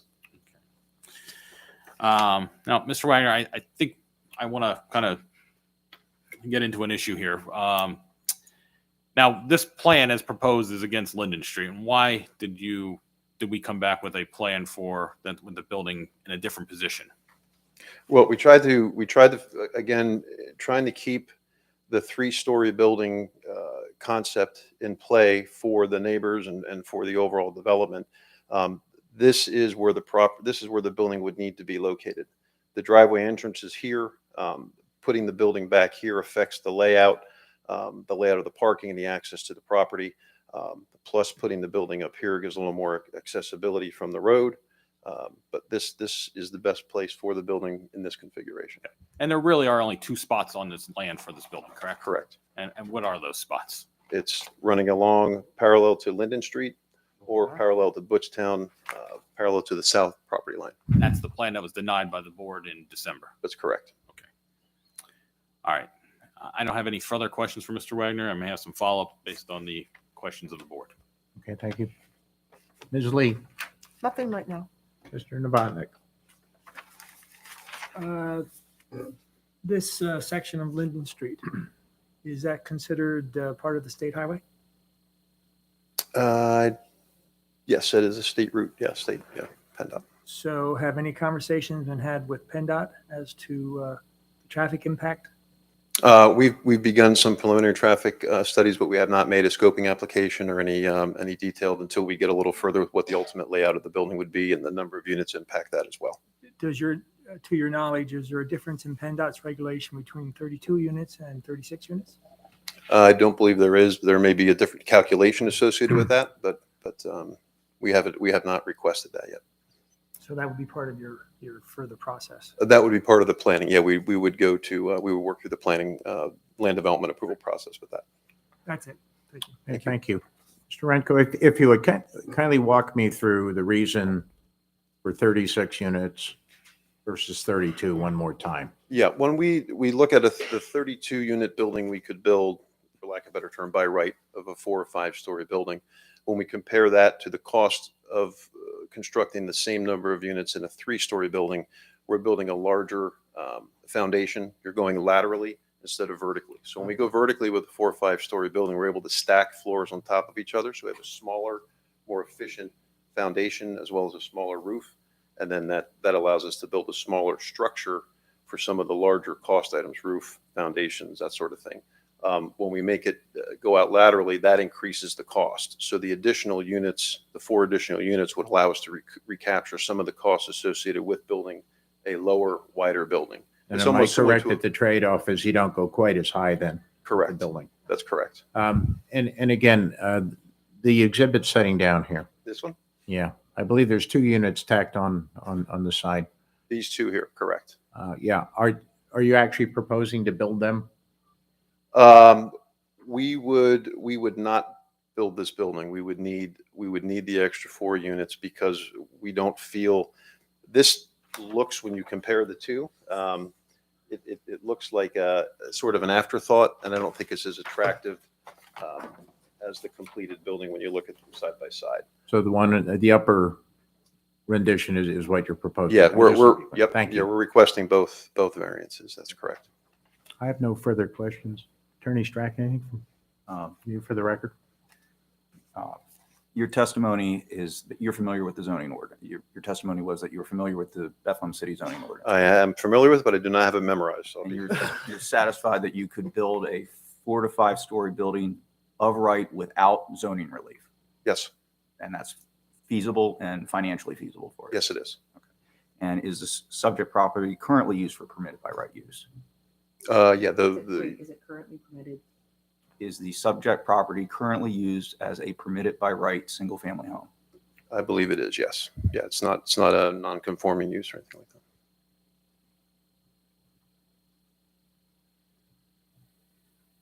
And you've testified that the basis for the hardship is lack of marketability. Basically, if you were limited to a 3-story building with 32 units, that's not feasible for the project. That's correct. Yeah. And I mean, I guess you're not an expert, you're not a qualified real estate appraisal. It's just from your perspective as an engineer. I'm not an engineer. I'm in the real estate development profession. I have developed apartments. I've designed and built other apartments and that sort of thing. Steve Kerbacher is the surveyor. I'm not an engineer. And can you describe the extent, have you taken any steps to provide any substantive basis for the argument that a 32-unit, 3-story apartment building in compliance with the ordinance isn't marketable? What I had said is the units, in order to do a 32-unit, 3-story building, these 8 units are impacted without the building length variance. Without the building length variance, these two units cannot be built. So now you're down to 30 units. If we're limited to the 180 feet length variance, then these 2 units shown on the floor plan, which there's 3 on each, there's 3 stories of them, that's a total of 6 units. Those get cut in size, and that does affect the marketability of those because there's a 2-bedroom and a 1-bedroom. So your 1-bedroom and 2-bedroom become substantially smaller, and it just becomes more difficult to rent those. So we would not proceed with a 3-story building under that situation. And I just want to be clear on the res judicata issue, but for the reorientation of the building from running east to west along the southern boundary line to the newly proposed running north to south along Linden, that's the only change in the layout of the building that's proposed, correct? The building has been, the building's been reoriented this way. We also got rid of additional drive aisles, the emergency access lane, that sort of thing. Just asking about the building. You The didn't building change is- the size, the design, the square footage. The building proposed in December is the exact same building that's proposed today, just rotated 90 degrees.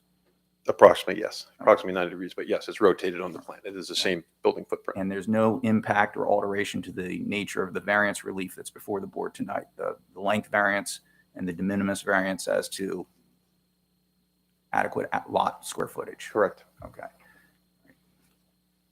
Thank you. That's all. Mr. Piper, anything for the record? Just a couple questions. Good evening, Mr. Wagner. Good evening. You had designed this building, or at least the layout thereof? Yes. Okay. Was there a reason why you didn't consider 2 buildings at 3 stories, maybe in an L shape? We did, but that becomes substantially more expensive as well because you're losing efficiencies. Now you're building 2 additional exterior sidewalls that you don't have with a single building. You're also changing the configuration of the lot, the paving, the impervious coverage, and that sort of thing with building separations. So this becomes the most efficient alternative to a 4 or 5-story building. Thank you. And your familiarity with the zoning ordinance, you're familiar with 13, 18, 23 buffer yards?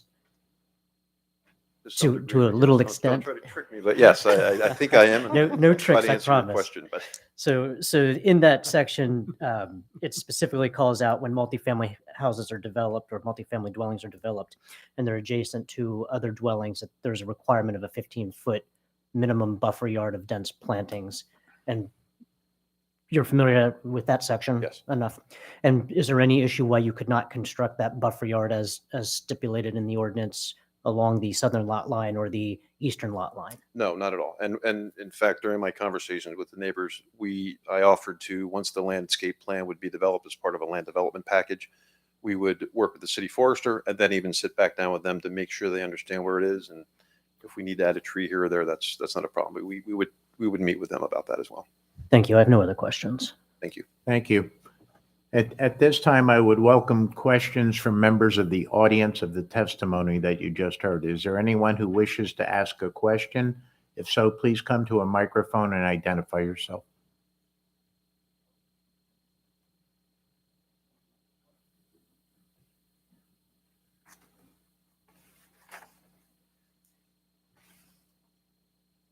So if you would, please give us your name and address. Yes, my name's David Woglum. I'm the owner of 2830 Linden Street, Unit 4D. That's in the Lark Condominium Complex, which is immediately to the south. Okay, your question?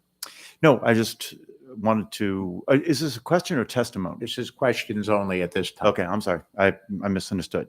I just Okay. have testimony. I'll come back. We'll welcome you back in a little while. Mr. Fitzpatrick, if I may, you did ask me for another case about emails that I had received, and I Yes. did receive quite a few for this application. Did you want me to just acknowledge who those people are? If you would, so that we would know if they're actually in attendance tonight. Thank you, Mr. Pfeiffer. Certainly. Received today, Seth, and if I mispronounce your last names, forgive me, Seth Schneibel. Is Mr. Schneibel here? No. Margaret Cox, Margaret Cox is here. Miss Vasily Shoni, Not here? Mr.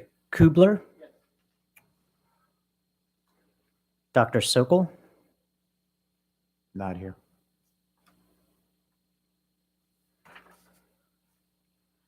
Lori Kalachava,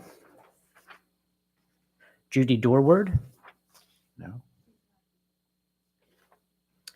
and Carl and Cheryl Sellers. And they are both here. What we would ask of anyone in attendance, and Attorney Strack, would you clarify how we will handle the other items first for anyone who is not here? Certainly. The zoning board is a quasi judicial body. Therefore, they are supposed to make an attempt or a fair application of the rules of evidence, which generally provide that an out-of-court written statement submitted for the truth thereof, isn't admissible because it's hearsay, because you can't cross-examine a written document. And therefore, the zoning board's practice has been that they will take written emails and communications under advisement, but they will not be made part of the record. And you're encouraged, if you have an interest in any particular appeal, to appear before the board so you can present your testimony and ask questions of the witnesses. And Attorney Ricciuti, I'm hoping that you've received all of these various emails. I believe we have, yes. Okay. And then anyone else who's in attendance, I'm going to encourage you, when it's appropriate for testimony or comments, to either read your statement or make a statement at that time, rather than referring to what you sent to us. Okay? All right. And then we'll go back to this one last bite at the apple. Any final questions? Can I redirect? If you would, Attorney Ricciuti. Mr. Wagner, just to reiterate two things. One, with regards to this plan, there is one less variance we are seeking than we were seeking in December, correct? That's correct. And the variance, the length variance, the argument we made in December for the length variance was necessitated more by the emergency access to the property, correct? That's correct. And with the two building configuration, emergency access would be very limited. Is that correct? That's correct. All right. Thank you. Thank you. Do you have another witness? We have no further witnesses. You do not. Okay. And at this time, I would then welcome testimony or comments from members of the audience. I guess I should move for my entry of my exhibits at this point, or do you wait till the end of the case? If you want to move them in, now is better than later. I'll move for the entry of my exhibits before I forget to do it.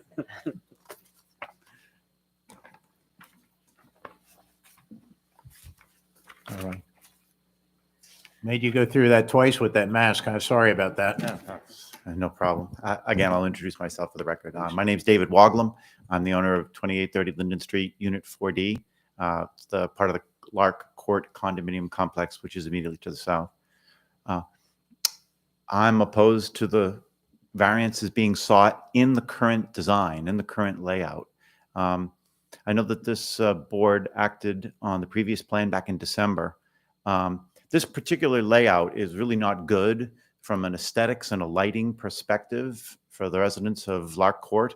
I understand why in proper planning design you'd have the building facing Linden Street. But many of the buildings along this stretch of Linden Street run east-west, not north-south.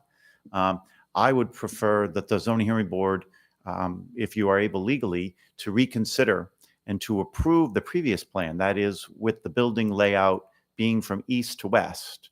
I'm not opposed to 36 units. I'm really not opposed to the variances being sought in the previous design, only in this design. In this particular current design, the residents in Lark Court on the north side of our complex will look into that parking lot, even with a buffer. And when cars come in and out at night, headlights will come into the backyards and into the buildings. So my opinion is I would be opposed to this plan and encourage the zoning hearing board to reconsider the previous plan that the developer submitted. It's my understanding from conversations with the developer that they actually prefer the previous plan. That is the building running east-west in the southern end of the site with the parking on the northern side. With that, there is no view of the parking lot from the people in Lark Court, and there's no headlights that come in and out because the building blocks the parking lot. The parking lot is on the north side of the site. The building is on the south side. So my opinion would be that that is a far more preferable design and layout. Thank you. Hang in there. Any Can I ask a question of Mr. Morgan? Absolutely. It's Mr. Wogum, correct? Woglam, yes. Yes. And Mr. Wogum, do you have a preference to a 3-story building over a 4- or 5-story building? We would much rather prefer a 3-story building. A 4 or 5-story building is really not only unsightly, but it's out of character with the rest of the whole neighborhood. There's no 5-story building in our neighborhood. It would stick out really aesthetically like a sore thumb. So to the degree that the developer wants to seek a variance of from building length from 180 to 220 feet, I'm not opposed to that. Just in its current proposed location for this hearing, I am. But move that building back to the original plan at 220 feet with 36 units, I'm not opposed to that. Thank you. Okay, thank you. Anyone else wishing to introduce testimony or comment? And again, if you had previously sent in an email, this is the way to get your feelings on the record.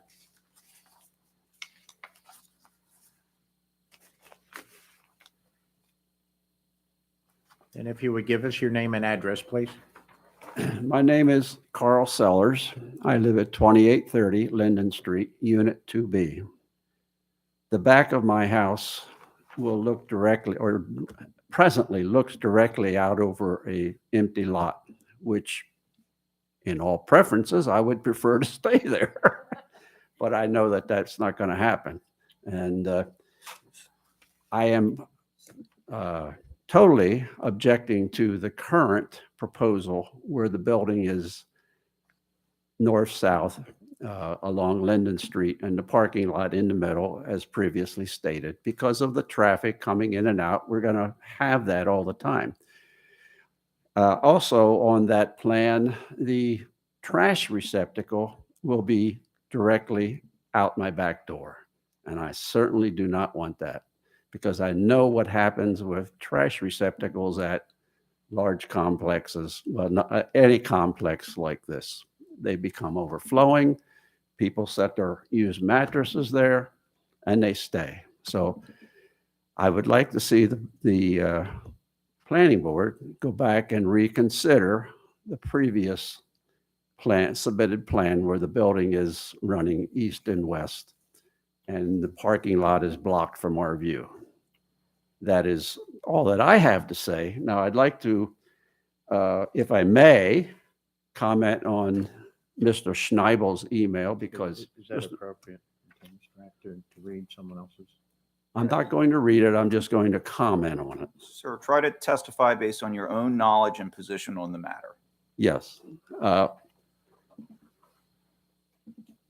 Schneibel is also in agreement with the entrance on Blitztown Road and the building, running east-west rather than north-south.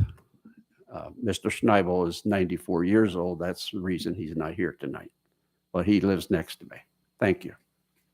Thank you for representing him. Can I ask a question? Yes, sir. Thank you. Mr. Seller, Mr. Wagner put up a plan. Is that the plan you referred to as the previous plan that you preferred? You want to take a look at that?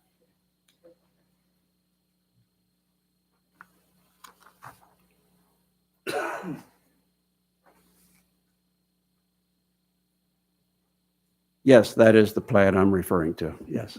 Thank you. Mhm. Thank you. Anyone else wishing to testify?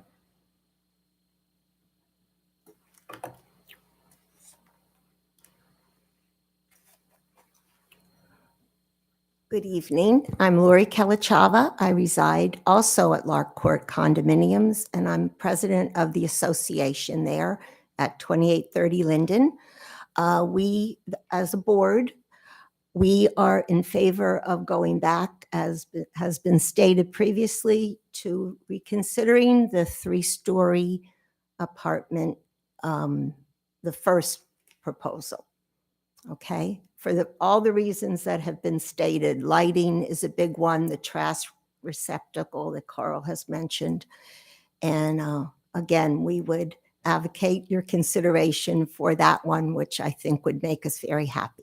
Thank you. Ma'am, you're entitled to your own legal representation. I can't give you advice, but my understanding is the previous appeal was denied. Okay. There was no appeal. So Okay. I'm not sure that the board can't relitigate the old former appeal. Okay, thank you. Thank you. Anyone else? Please. Come to the microphone, identify yourself, and give us your address, please. You're not sworn in? All right. Is there anyone else who might be speaking who has not been sworn in? Gene, would you mind with this? I know. Would you do it anyway? Raise your right hand, please, ma'am. You swear by mighty God, searcher of all hearts, that the testimony that you shall give in this proceeding should be the truth, the whole truth, and nothing but the truth, and as you shall answer to God at the last great day. Do you so swear? Thank you. And again, identify yourself and give us your address, please. My name is Margaret Cox, and I'm a resident of Lark Court. And I've lived there from the beginning. I've lived there 28 years. I'm opposed to the current project. I have no objection to apartments being built on that land, but I do have an objection because I think that the increase in density is unfair to the neighborhood. We have the current, Lark Court's a single, we're single individual residences, and everything that surrounds the proposed project, they're single or two-story residents. Anyway, my concerns are primarily that a three-story building, which is quite high, will tower over the present houses in the neighborhood. What I would like to see is that, and my understanding is that the zoning as it is, which is medium density, is they would be allowed to have 24 units. That's without the variances. And with the increase in density, with the variances, they're getting an increase in density, which makes increases. Well, I just think it's going to change the entire neighborhood. I don't think the apartment building will enhance the neighborhood or make it. I don't think it's too tall, And anyway, I just feel that the variances should be denied because I think they should build what the lot is approved for now, and that the density of the neighborhood should not be increased 25%. Thank you. Okay, thank you. Just a moment. Attorney Raschuti? Yes, ma'am. Can I, first of all, I'm sorry. So I just want to clarify, would you prefer a 4 or 5 story building or a 3-story building? No, I would prefer a 3-story building, but I think that they could build, smaller buildings or a couple smaller buildings. Maybe it would not be as financially, it wouldn't be as it would be more financially, but it would be more with the neighborhood. And can I just clarify for the record that the zoning officer determined that 32 resident or dwelling units were permitted by right? Is that correct, Mr. Piper? Correct. Well, you told me that they, without any variances, it was 28 units that they could have. So let me just clarify. I would like you to clarify that. The definition section on establishing tract size allows the applicant to use the legal description, and that legal description happens to call some of the parcel into the center line of the right of way, granting them additional square footage that they can't build on, but they can still use as part of their calculation. And using that calculation, that's how we get to the 32 number. Well, If then- you were to exclude that area, that's where we would come up with 28 by right. Oh, okay, but they're getting a special exception by doing that, correct? I wouldn't say special exception only because that's a legal terminology in the zoning ordinance. I would say it's an ambiguity in the ordinance that is to their benefit. Okay, but they needed an exception to do that. They do not need an exception to do that. So you're saying that the lot as is they can build 32 units on it. 32, correct. And they're requesting 36. So they're requesting 4 more than what would be permissible by right. Well, why don't they build 30? Why don't they build the 32? I mean, seriously, That would- 32 would be better than 36. It's financially, it's better for you to have, more. But I think for the neighborhood, it would be more in accordance with what's there now. Okay, That's thank all. you. Anyone else wishing to testify?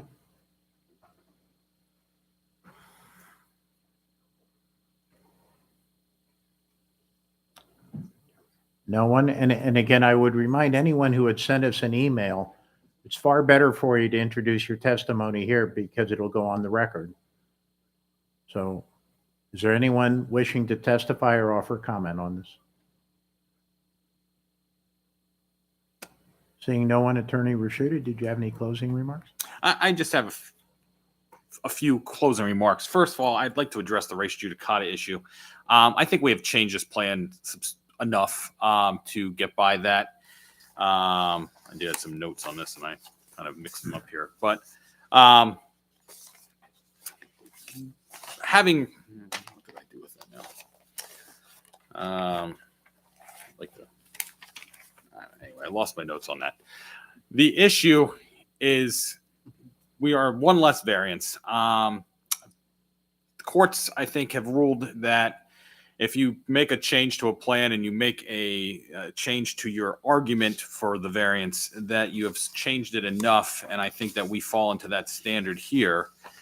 We are one less variance, and we have argued a whole different theory on our case for that length variance.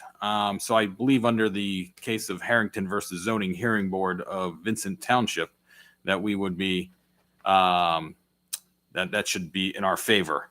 I also like to say that courts have said, and they use the word sparingly. They don't like to use res judicata sparingly in land use cases.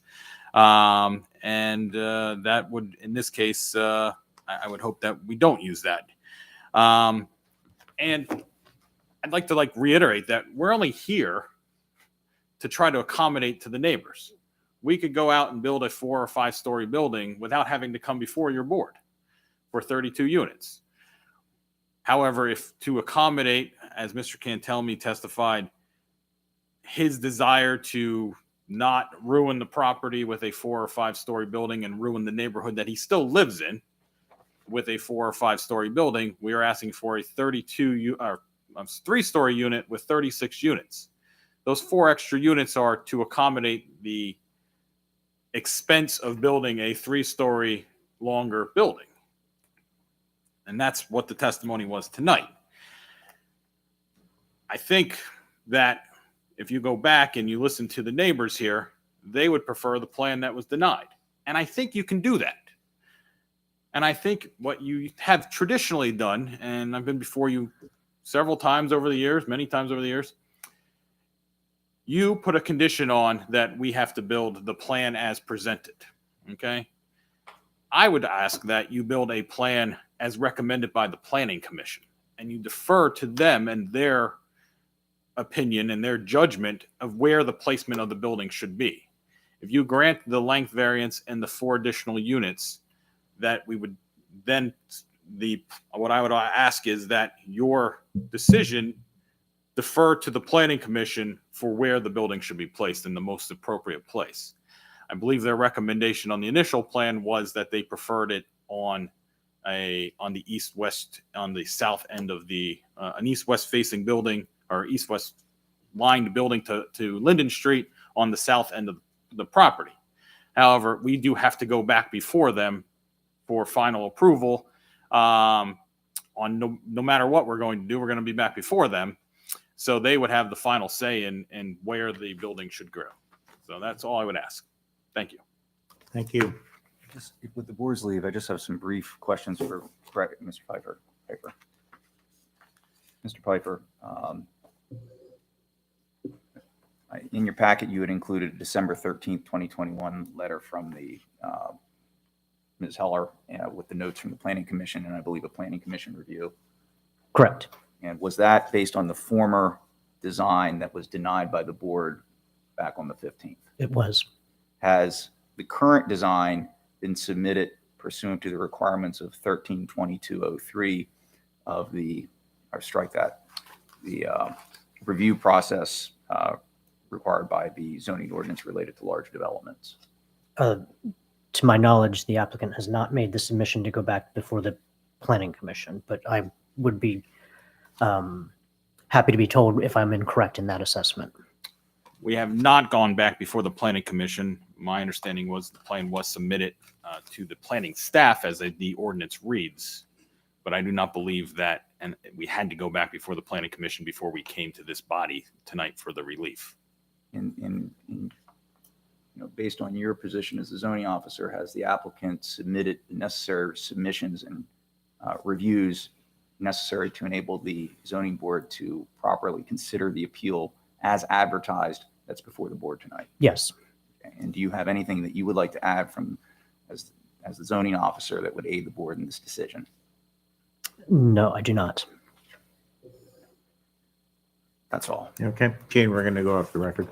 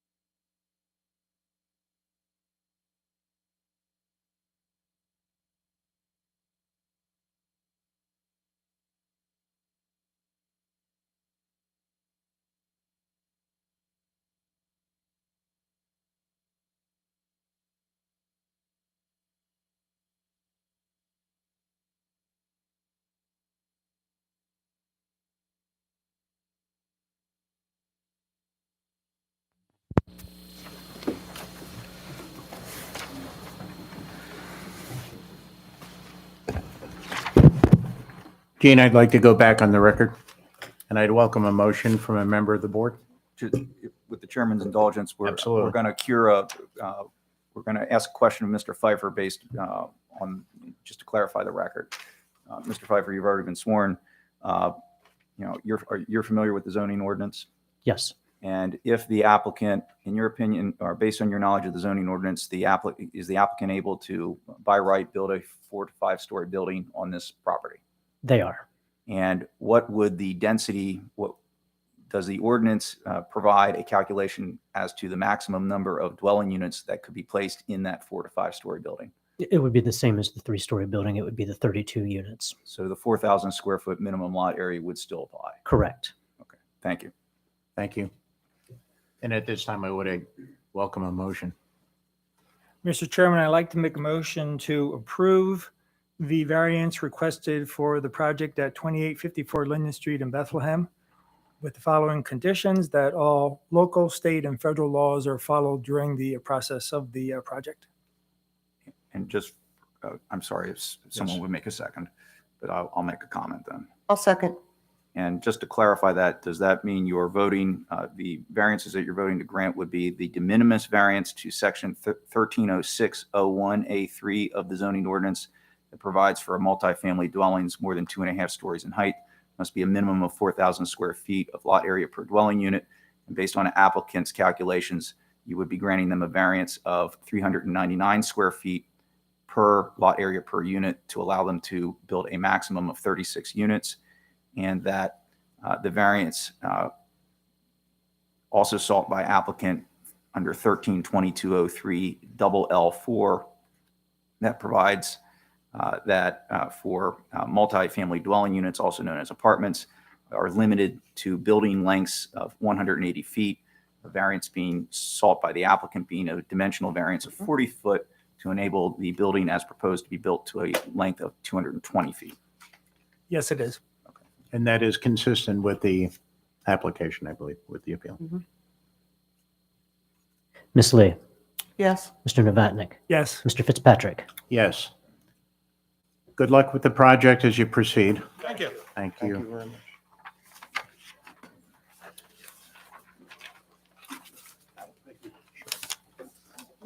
Next appeal is that of 1010 Harvard Avenue.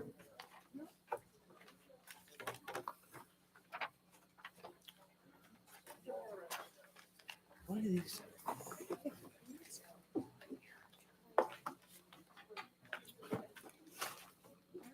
Harvard Avenue? Green Meadow Sale. Really? Why do we have Green Meadow Sale?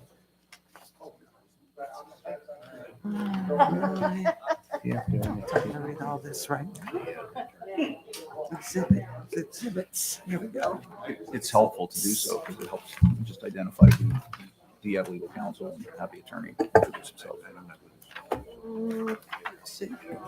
He's somebody from Fitzpatrick Lens and Boba. That's why I'm here, because of conflicts. All right. Okay, can we ask the folks having a conversation to go out in the hallway, please, so we can proceed? Thank you.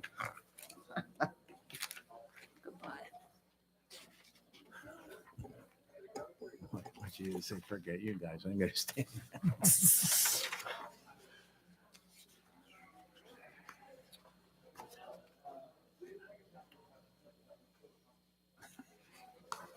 Thank you. Pull the door closed behind you, would you? Thanks. Okay, first of all, may I ask when the property was posted? Yeah, the property was posted on March 15th. All right. And I'm sorry, for the record, can you identify yourself as a representing attorney? Sure. Yeah, my name is Tom Schlegel. I'm an attorney at Fitzpatrick Lentz and Buba, representing the applicant. Okay. At this time, I would like to have everyone involved in this case, either questioning or testifying, please stand, raise your right hand, and be sworn in. Swear by mighty God, searcher of all hearts, that the testimony that you shall give in this proceeding should be the truth, the whole truth, and nothing but the truth. And as you shall answer to God at the last great day, do you so swear?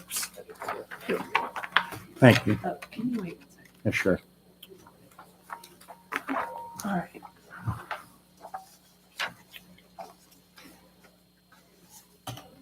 Okay, Jeannie, can you hear now? Mr. Piper, would you give us the facts of the case, please? This property is located at 1010 Harvard Avenue. This is the appeal of Joe Petrucci on behalf of Triple Net Investments. Now, I actually looked this up, and now I forget which one it is. Is it 58? 48. 48. Thank you. Triple Net Investments 48 LLC to construct a 53,700 square foot facility, which requires special exceptions to permit distribution as a principal use and warehousing or storage as a principal use. The record lot is irregular in shape and totals 249,599 square feet. Parcel is located within the IR Industrial Redevelopment Zoning District. Thank you. Okay, I believe we are okay to proceed. Why don't you Sure. And just before we begin, I had two new exhibits that I've circulated with Mr. Pfeiffer before the hearing. I have hard copies of them in case they haven't been circulated with the board, just an updated site plan and also an aerial so the board can be more familiar with the property. Can I pass those out to the board and to the parties? Would you mind? Yes, thank you. Thank you. You done with these? Thank you. Tom Schlegel. No, that's okay. Okay.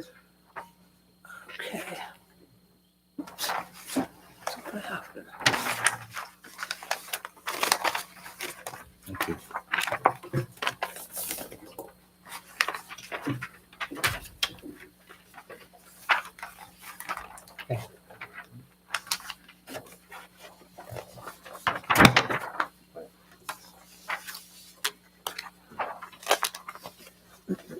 And I'll refer to that Google map as A1 and the new site plan is A2 throughout. Okay, can I just remind everyone to please speak into the microphones, get them fairly close to you. Sure. Thank you. Yeah, no problem. So just to quickly summarize, Triple Net Investments 48 LLC is the equitable owner of real estate known as 1010 Harvard Avenue. The property is 5.73 acres and located in the IR zoning district. The property is lot 90 in the industrial development along Route 412 near Interstate 78 interchange, known as LVIP 7 Majestic Bethlehem Center. The current fee title owner is Lehigh Valley Industrial Park, Inc., and applicant proposes to build a 53,700 square foot facility at the property. Applicant has received interest from several potential tenants and intends to commence construction for the facility upon site approvals. Certain interested tenants have end uses that are permitted by a special exception. Some have potential end uses that may be permitted by right. So since we don't have that user identified yet, we came before the board seeking special exception for a sort of a speculative project, if you will. Specifically, the two types of uses for which we may need a special exception are distribution as a principal use or warehouse or storage as a principal use. Triple Net has a representative here tonight. His name is Matthew Campbell. He's sitting to my right. Also with Triple Net tonight is John Winchner from McMahon Associates. He's the project's traffic engineer. And so also, I guess, just a little bit additional housekeeping. You've probably heard this a million times, but by way of background, a special exception is often described as neither special nor an exception. The term defines a use that is of a nature similar to a permitted use, but requiring some additional review and precautions to protect health, safety, and welfare of the community. The zoning ordinance often gives certain specific criteria and general criteria that must be met for the board to approve a special exception use. In this case, there's no specific criteria for the uses that we're seeking approval for, so just really the general criteria has to be covered. With that, Mr. Campbell, can you state your name for the record? Matthew Campbell. And can you describe your affiliation with J.G. Petrucci Company and Triple Net? I'm a project executive at J.G. Petrucci Company. And is it correct that Triple Net is under contract to purchase 1010 Harvard Avenue from Lehigh Valley Industrial Park, Inc.? Yes. That is the agreement of sale dated November 17, 2021 in the application package? Yes. And did you, in fact, post the property with the zoning hearing notice? I did. And when did you post that again? On Tuesday, March 15th. And can you describe where the property is located? Yes. Lot 90 is at Northampton County tax parcel number P7141B4. 0204 and commonly known as 1010 Harvard Avenue, containing approximately 5.73 acres, known as Lot 90 at LVIP 7. And I circulated an exhibit that I would mark as A1, which was a Google Map aerial. Does that accurately reflect the location of the property as it sits compared to 78 and other major thoroughfares? Yes. And is the property presently vacant? Yes. And can you describe some of the other uses in this section of LVIP 7? Sure. There are a few different uses, different types of users in LVIP 7, including manufacturing, warehousing, and distribution, as well as a few others, but those are the main ones to my knowledge. The proposed building at the property, is that larger or smaller than other warehouse distribution uses in LVIP 7? It's smaller. And has J.G. Petrucci Company and its affiliates completed other projects in LVIP 7? Yes, I believe this is our 10th project in LVIP 7. And is the proposed building and use approval we're seeking tonight sort of similar to that came before this board for properties at 2120 Spillman Drive in April of 2017 and 2010 Spillman Drive in May of 2018? Yes. The only difference is, I would say, the building's quite a bit smaller than those projects, but the special exception use is the same. And can you discuss the type of potential end users that may be interested in this property? Yes. So J.G. Petrucci has a track record in the Lehigh Valley of providing a home for job creating manufacturing tenants, and that would certainly be the goal here. We're in alignment with LVIP with this goal as well. And a building of this size would fit for a manufacturing tenant. However, since it's a speculative building, receiving the special exception would, one, open a wider tenant pool for us, reducing risk in building this speculatively. Two, it would increase the building's marketability, again, opening that tenant pool to if we were to market it to users for distribution and warehousing. And three, it would give us a stronger foundation in our seeking of financing for the building as well. Turning back to that Google Maps aerial that was at A1, and I guess maybe looking at that in conjunction with the site plan that was I'd mark as A2. How would vehicles access this property? So vehicles would access the property. There are two different ways in which the vehicles can access the property. One would be through the right in and right out on 412, and then through the entrance on Harvard Avenue as well. Looking as well at that site plan at A2, how large is the proposed building at the property? The building is the proposed building is 53,700 square feet. And on that same plan, how many parking spaces are included in the plan? On that plan, there are 63 parking spaces, 8 of which are potentially going to be removed depending on the user. And how many loading docks are proposed? There are 8 loading docks, and there's also 1 drive-in door. And does the proposed site layout meet the parking requirements for either distribution as a principal use or warehouse or storage as a principal use? Yes. So I'm going to walk through the general criteria for a special exception. Do you, Mr. Campbell, believe that the proposal is in accordance with the City of Bethlehem comprehensive plan and consistent with the spirit, purposes, and intent of the zoning ordinance? Yes. And do you believe the proposal is in the best interest of the City of Bethlehem, the convenience of the community, the public welfare, and would be a substantial improvement to the property in the immediate vicinity? Yes. Do you believe the proposal is suitable for the property in question and designed, constructed, operated, and maintained so as to be in harmony with and appropriate in appearance with the existing or intended character of the general vicinity? Yes. And is the proposal in conformance with all applicable requirements of the zoning ordinance? Yes. And will the proposed use substantially change the character of any surrounding residential neighborhood? No.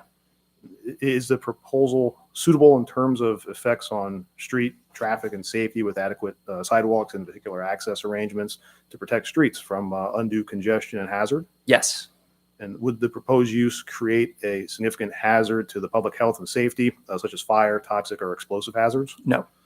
Are there any steep slopes or mature woodlands, wetlands, floodplains, springs, or other important natural features that would be disturbed by this proposed development? No. or use?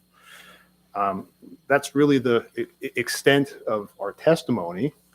Certainly open to any questions from the zoning board on the proposal and what we're seeking. Questions from members of the board? Ms. Lee? Yeah, I just want to clear up in my own mind. You're talking about tenants, like selling, renting to tenants for manufacturing. Did I understand? Correct. We would hope to find a tenant to use the building as a manufacturer, as a user. That's the primary goal. Yes. Okay, because in the appeal, it's for permit for distribution as a Yeah, principal if- use and if- warehousing. So if I can clarify that, the zoning ordinance has a lengthy list of uses that would be permitted in this underlying zoning district. Manufacturing are some of the permitted by right uses.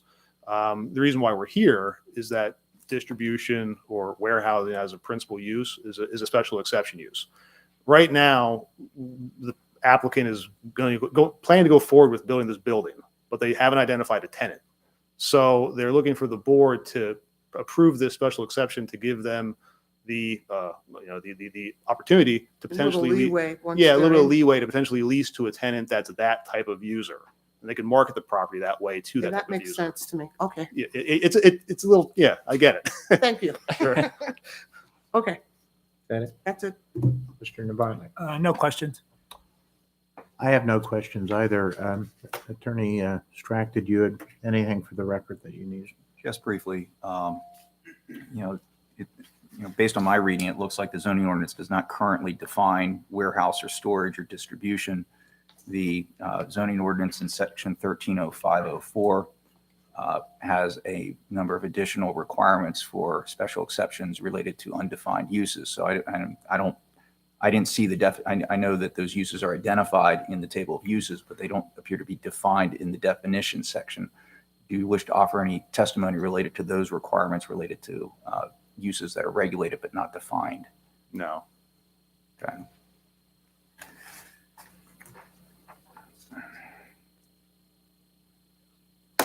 Would now be the appropriate time to ask Mr. Pfeiffer Will do. questions. Anything for you, Mr. Piper? Oh, I'm sorry. You have If Attorney I Strack had has I had a questions. question. I thought you were the ventriloquist, and I know what that made me. So, So, Mr. Pfeiffer, has this proposal been submitted to the municipal review requirements pursuant to section 132202 of the zoning ordinance? It has. Okay, and are there comments available for the board's review? There are not comments as of this time. Okay, so we don't even know whether they're recommending, limitations, or we don't know. That is correct. We don't know what their opinion is. Yeah, the reviews aren't due until after this hearing. How has the municipality normally handled this when the comments are not available for review? It just takes judicial note that the review is forthcoming and that there is potential for modifications to the plan.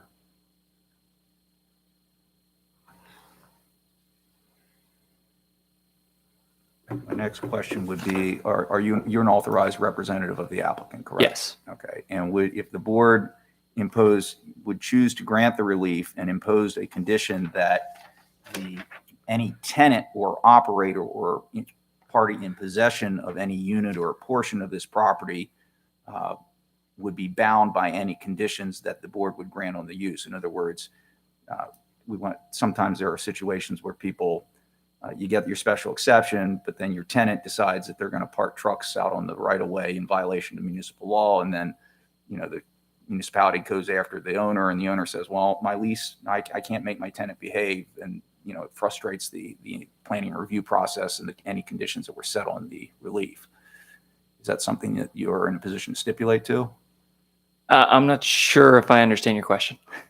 Okay, so if the zoning board would put a limitation on the special exception use, would you stipulate that any tenants or occupants or operators of that facility would also be bound by those conditions, and you would require that as a position, as a condition of any lease or occupancy rights.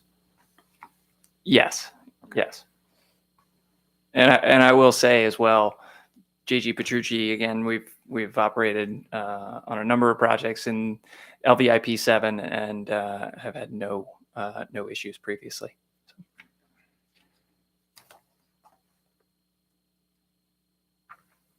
Mr. Pfeiffer, the zoning ordinance provides that when a term is undefined, that the board is to look to the subdivision and land development ordinance related to that definition.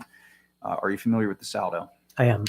And is there a SALDO definition of warehousing or storage or distribution as principal use? There is not.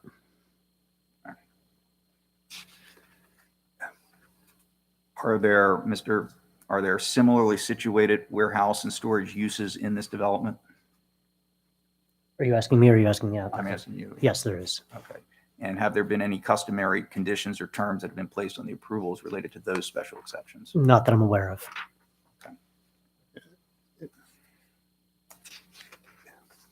Is there any concern from the city planning department that this is a truck terminal in disguise? No.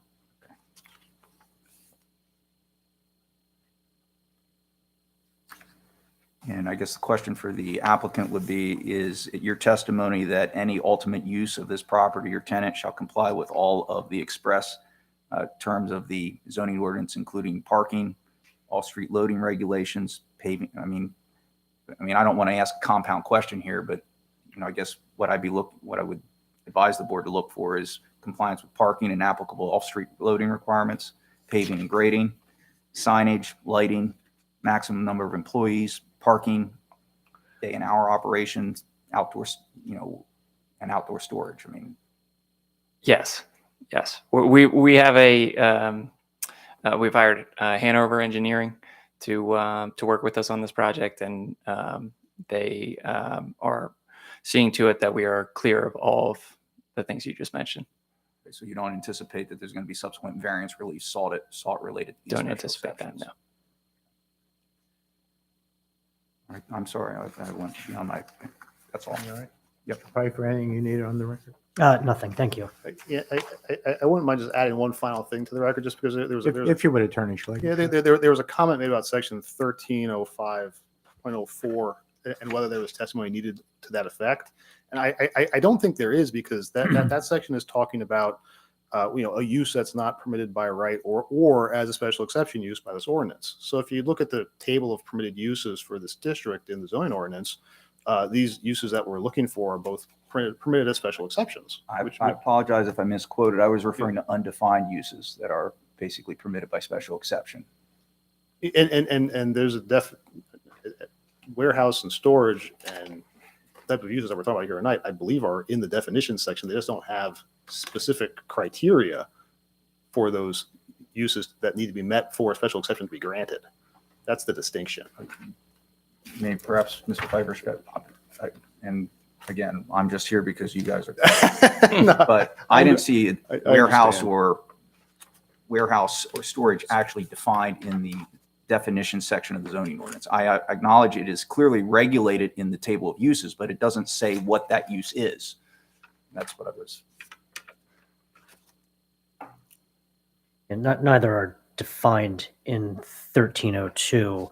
And furthermore, there are no, typically at the special exception, you would refer to 1322, the additional conditions. There are no additional conditions for either warehousing or distribution. So I guess we're in agreement. Seems like. And Mr. Pfeiffer, were there any emailed comments, questions, or concerns where the board would take administrative notice of, but would not be added to the record related to this appeal? None. Attorney Schlegel, any additional witnesses or closing remarks? No, just that we think this is an appropriate use of the property, and it is in keeping with relief that has been granted on similarly situated properties in the same LVIP 7 industrial development. That's all. Okay, thank you. Jane, we're going to go off the record. When don't we go outside just briefly?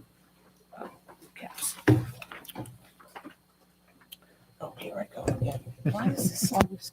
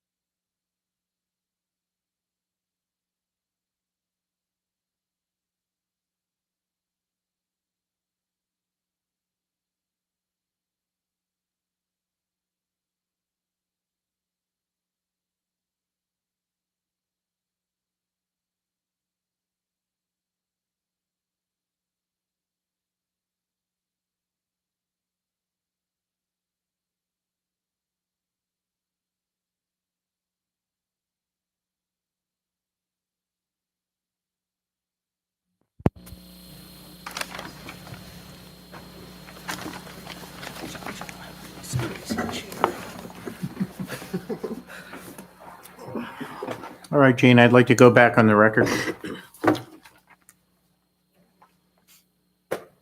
And I would welcome a motion from a member of the board. Yes, Mr. Chairman, I make a motion to approve 1010 Harvard Avenue to construct a 53,700 square foot facility and to permit distribution, warehousing, storage as the principal uses with the following conditions: that they abide by the testimony given, engineering plans shown, and that any tenants be bound by the zoning ordinances. I'll In your second. contract. Yeah, sure. Go ahead. I'll second. And I would just clarify, I believe the condition that the engineering plan presented was A2 in the record. And that any tenant, operator, or party in possession of the subject property or any portion thereof shall be bound by the conditions set forth on the relief related to the use of the property and under and subject to the then current applicable provisions of the zoning ordinance or any other applicable state, federal, or local law. Yes. Ms. Lee, Yes. Mr. Novatnik, Yes. Mr. Fitzpatrick. Yes. Good luck with the project. Thank you. Thank you. Thank you for coming tonight. Are you okay to keep going? Does anybody need a quick break? I'm good. How do you You feel? good? Okay. The next hearing is that of 1226 Stefco Boulevard.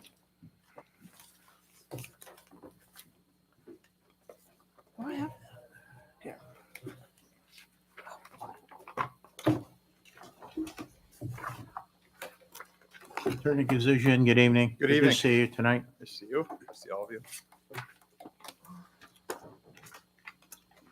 Can you tell us when the property was posted? Tuesday, the 15th. Thank you. At this time, I'd like to have everyone sworn in who will be either testifying or if there's anyone in the audience who may be questioning.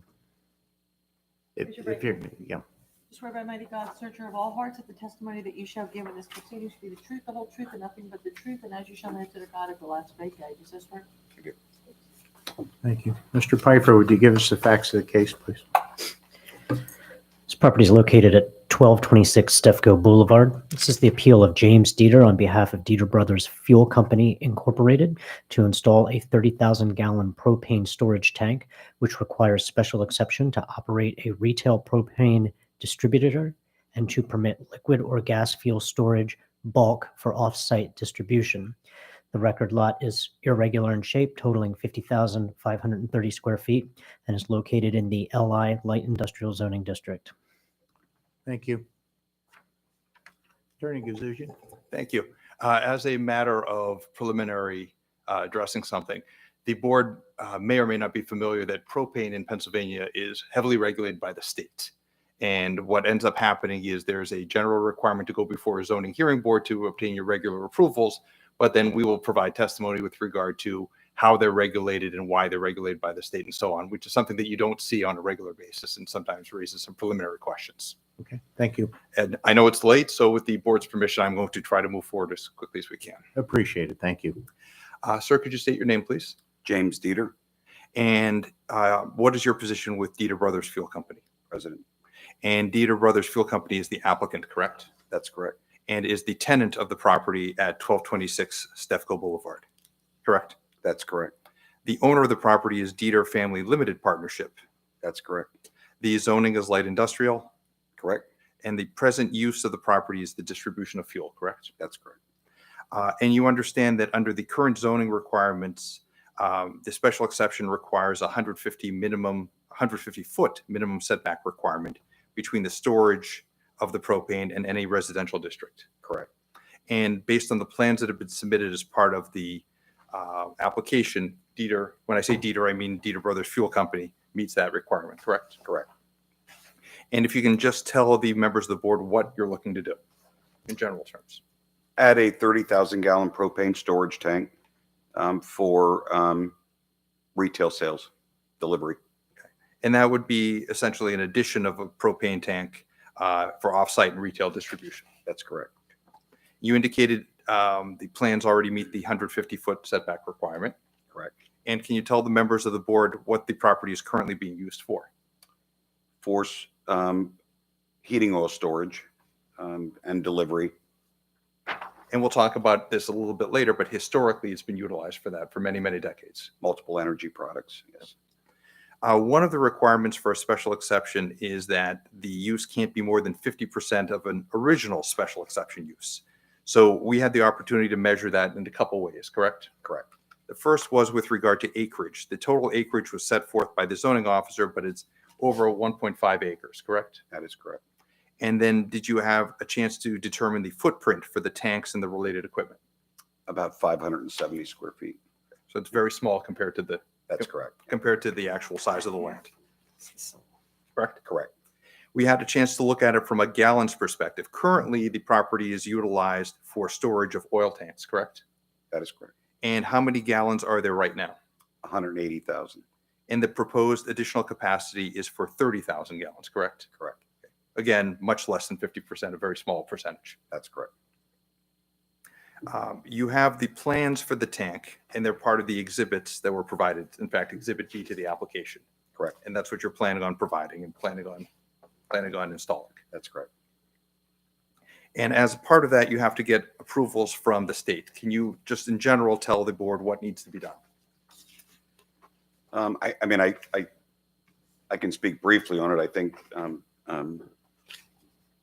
From a, let me help a little bit. From a standpoint of regulation, propane is regulated by the Commonwealth of Pennsylvania, correct? correct 61, I believe it is. Yes, And you have a series of requirements that you have to meet by the state. that's correct. And they have things like inspectors and requirements and so on and so forth. Correct. And here today, for today's hearing, we have a representative from the propane company who would be able to testify if necessary about all those requirements. That's correct. Okay. But you know you have to meet them. That's correct. And you had to do a fire safety analysis. Was done. And that's been done, and that's part of Exhibit B for the application. Okay. Tell us historically what the property's been used for. Take us back to how long Dieter has been involved with this property. We've been there since 1929. We started in ice and then coal and then oil around the 1940 area. It's been oil since. And we're looking just to add the gas component to it. So from 1940 forward, it's been, at least from 1940 forward, it's been utilized for fuel distribution in essence. And what you're proposing is simply adding tanks, so now you'll be able to deliver propane from this site. Correct. In addition to the oil. That's correct. And you've actually, when I say you, Dieter has done this before. Yes. And you've done it in the city of Easton. That's correct. And you had the same type of situation where you had a property that was historically oil, and then you utilized it for propane also. Correct. And that you're just simply mirroring or doing a similar type of expansion here. That's correct.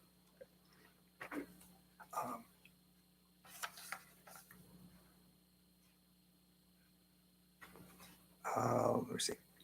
There was a question with regard to a potential inquiry about getting fire access. So why don't we get ahead of that? There was an inquiry from the city about how vehicles would get to the property itself. And there was a request as to how wide a cartway was. Are you familiar with that request? I am. Okay. And are you familiar with the minimum request? The minimum size had to be 20 feet, the minimum width. That's my understanding. Did you have an opportunity to measure the access to the property? Yes. And did you do it yourself? I did. And what did you determine? It was in excess of 25 feet. And is this the same access that is provided already for the oil tanks? Yes. From the outside standpoint, from a third-party standpoint, other than having a couple propane tanks or one or two, is anything else going to change with regard to the property? No. There's no expansion, no physical expansion other than putting the tanks on the property. Correct.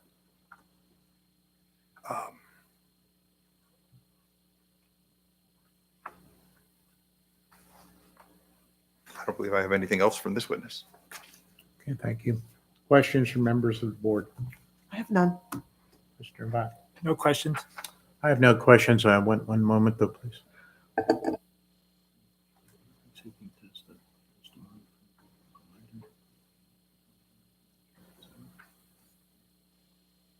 You can hear the testimony. At this time, I would open the floor for any questions from members of the audience, since it's a dwindling number, but sir? Give us your name and address, please. Sure. My name's Dave Escott. Address is 1829 Kenmore Avenue in Bethlehem. But I'm here on behalf of Justborn. I work at Justborn, which is right next door to Now, Dieter Brothers. these are questions of the testimony at this time. Yes, I think it was more about the, when they were talking about the setback from residents. I was making sure, our concern at Justborn, since our property wraps around it, will that affect any future use of our property with any additional setbacks for propane versus diesel that's already on site?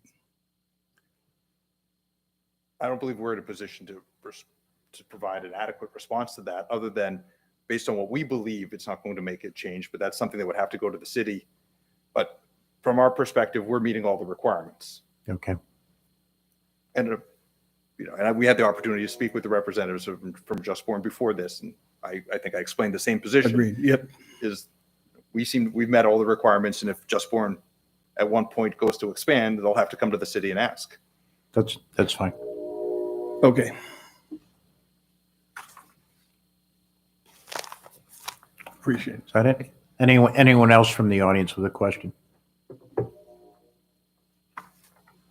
Attorney Gazuzian, any additional testimony? I have a representative from Hiltz, spelled Hiltz, which is the propane company.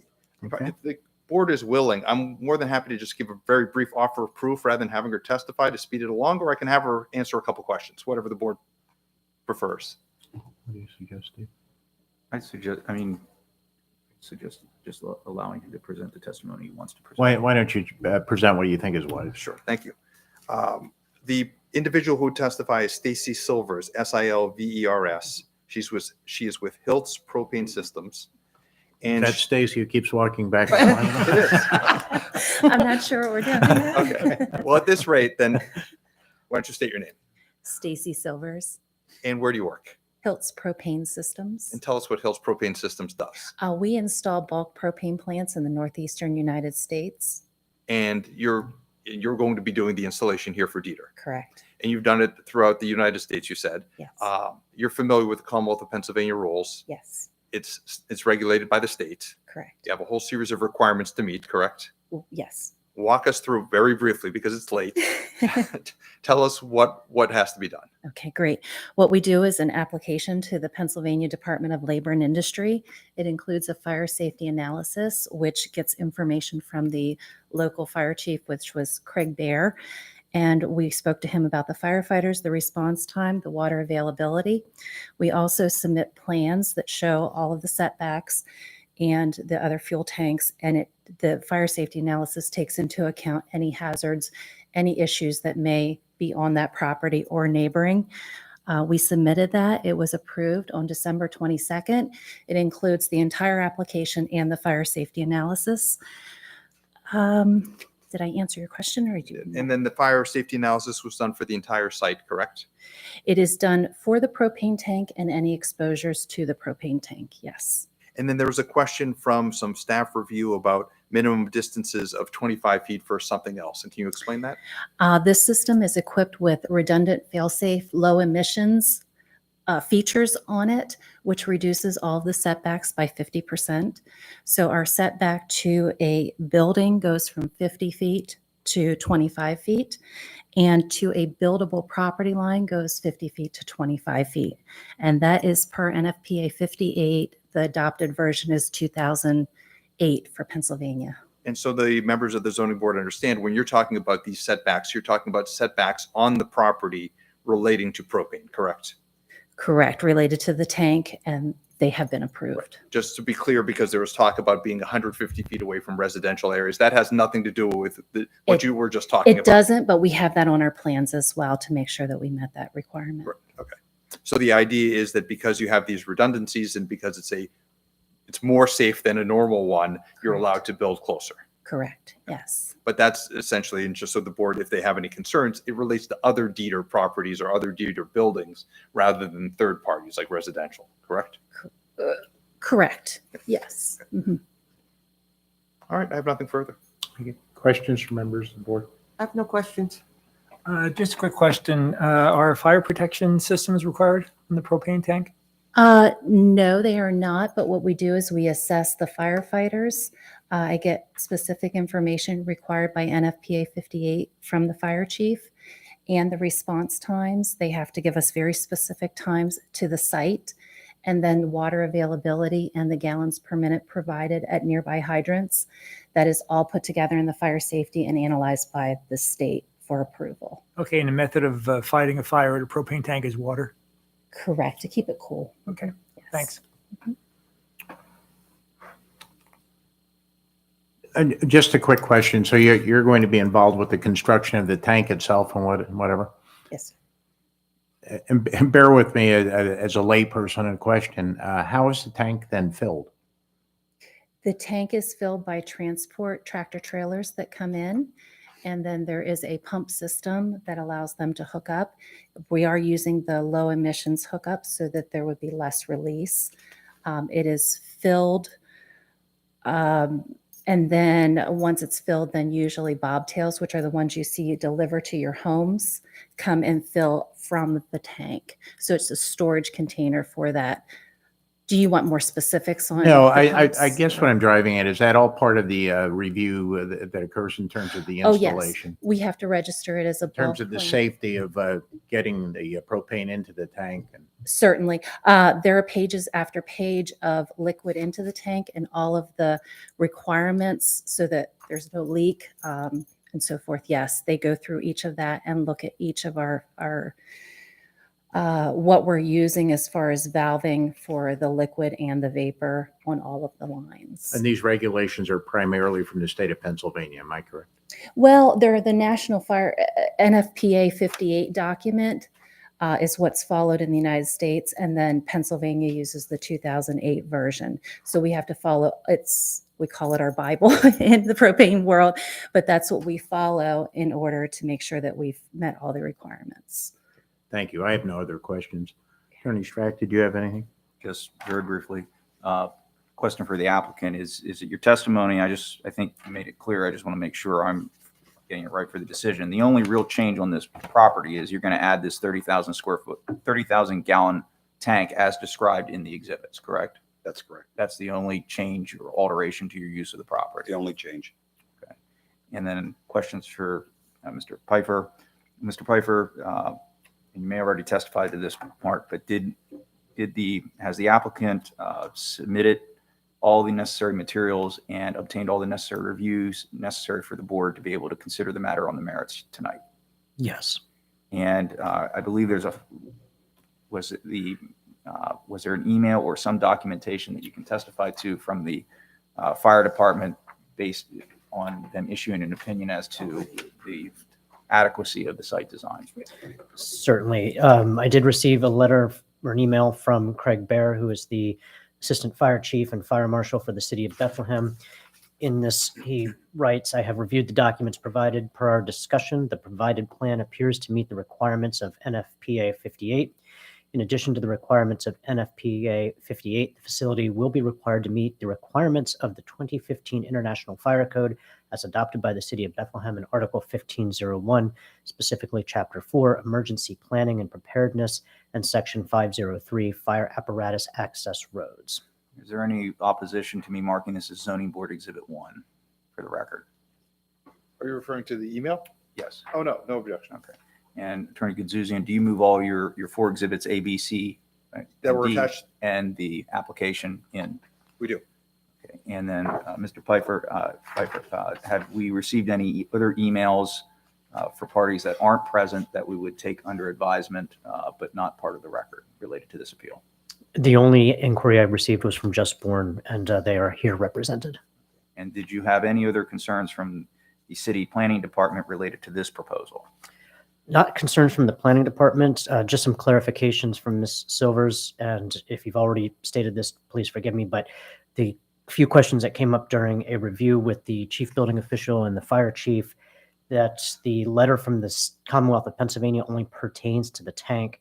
And does NFPA or your review also include any appurtenances, piping, valves, or anything else that goes along with the tank? Yes, it's the entire system is regulated and denoted in NFPA 58, and the state reviews that as part of our approval from December, when we received our approval in December. And when I say state, I mean the Department of Labor and Industry. Thank you for that. And one other question, if it's applicable, the city's current International Building Code is 2018. If there's anything that applies to the International Building Code, can you meet that requirement of 2018? We do not analyze that or use that. We follow what the state and the state has us do with NFPA. So I'm not sure I can answer that Right. question. Because it's propane and because it's regulated by the Commonwealth has taken the lead on all that. So what we do is we have to follow their requirements. I don't think there's a building code requirement locally, but I think whatever, even if there is, it would be superseded by the Commonwealth one, by the state one. Well, if there's a preemption issue, normally the board puts conditions on a special exception that says you're going to comply with all applicable law, state, federal, and local. So that means if there's a conflict between the building code and the state regs, that's for you to sort out and decide who preempts who. Would you stipulate to that? We don't know if there is we don't believe there's a conflict at all because I don't think it's done on a local basis whatsoever. The only concern we have is by making that a stipulation, we're just not sure what we're agreeing to. Well, you're going to comply with the law. Yeah, and we'd have to do that no matter what, obviously. Okay. Anything else, Mr. Pfeiffer? I'm sorry, I have no other questions. Thank you. Okay, thank you. Jeannie, we're going to go off the record then. I'm sorry, Attorney Gudzuzian, do you have any final? No, thank you. Done. Okay. We'll go off the record, please.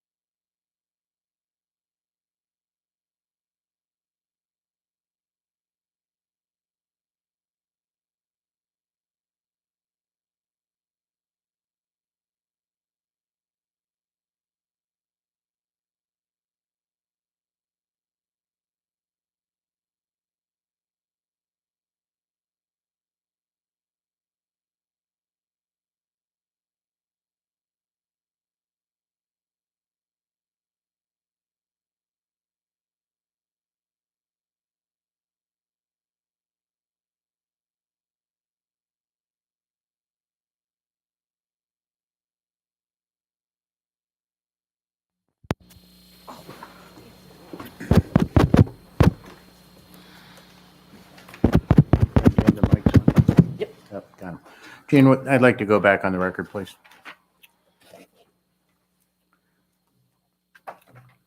And I would welcome a motion from a member of the board. Yes, Mr. Chairman, I make a motion to approve 1226 Stefco Boulevard to install the 30,000-gallon propane storage tank and to operate as retail distributor and to permit liquid and gas fuel storage bulk for offsite distribution with the following conditions: that they plan as described, and they also comply with all state and federal laws pertaining to the installation. And I would suggest and local as applicable. Yes. Okay, may I have a second, please? I'll second. Ms. Lee, Yes. Mr. Novatnik, Yes. Mr. Fitzpatrick. Yes. Good luck with the project. Thank you very much. And the final case to be heard tonight is that of 329 to 337 South New Street. Let's see, is this, I think my eyes are Appeal going. of Paul Mingrino.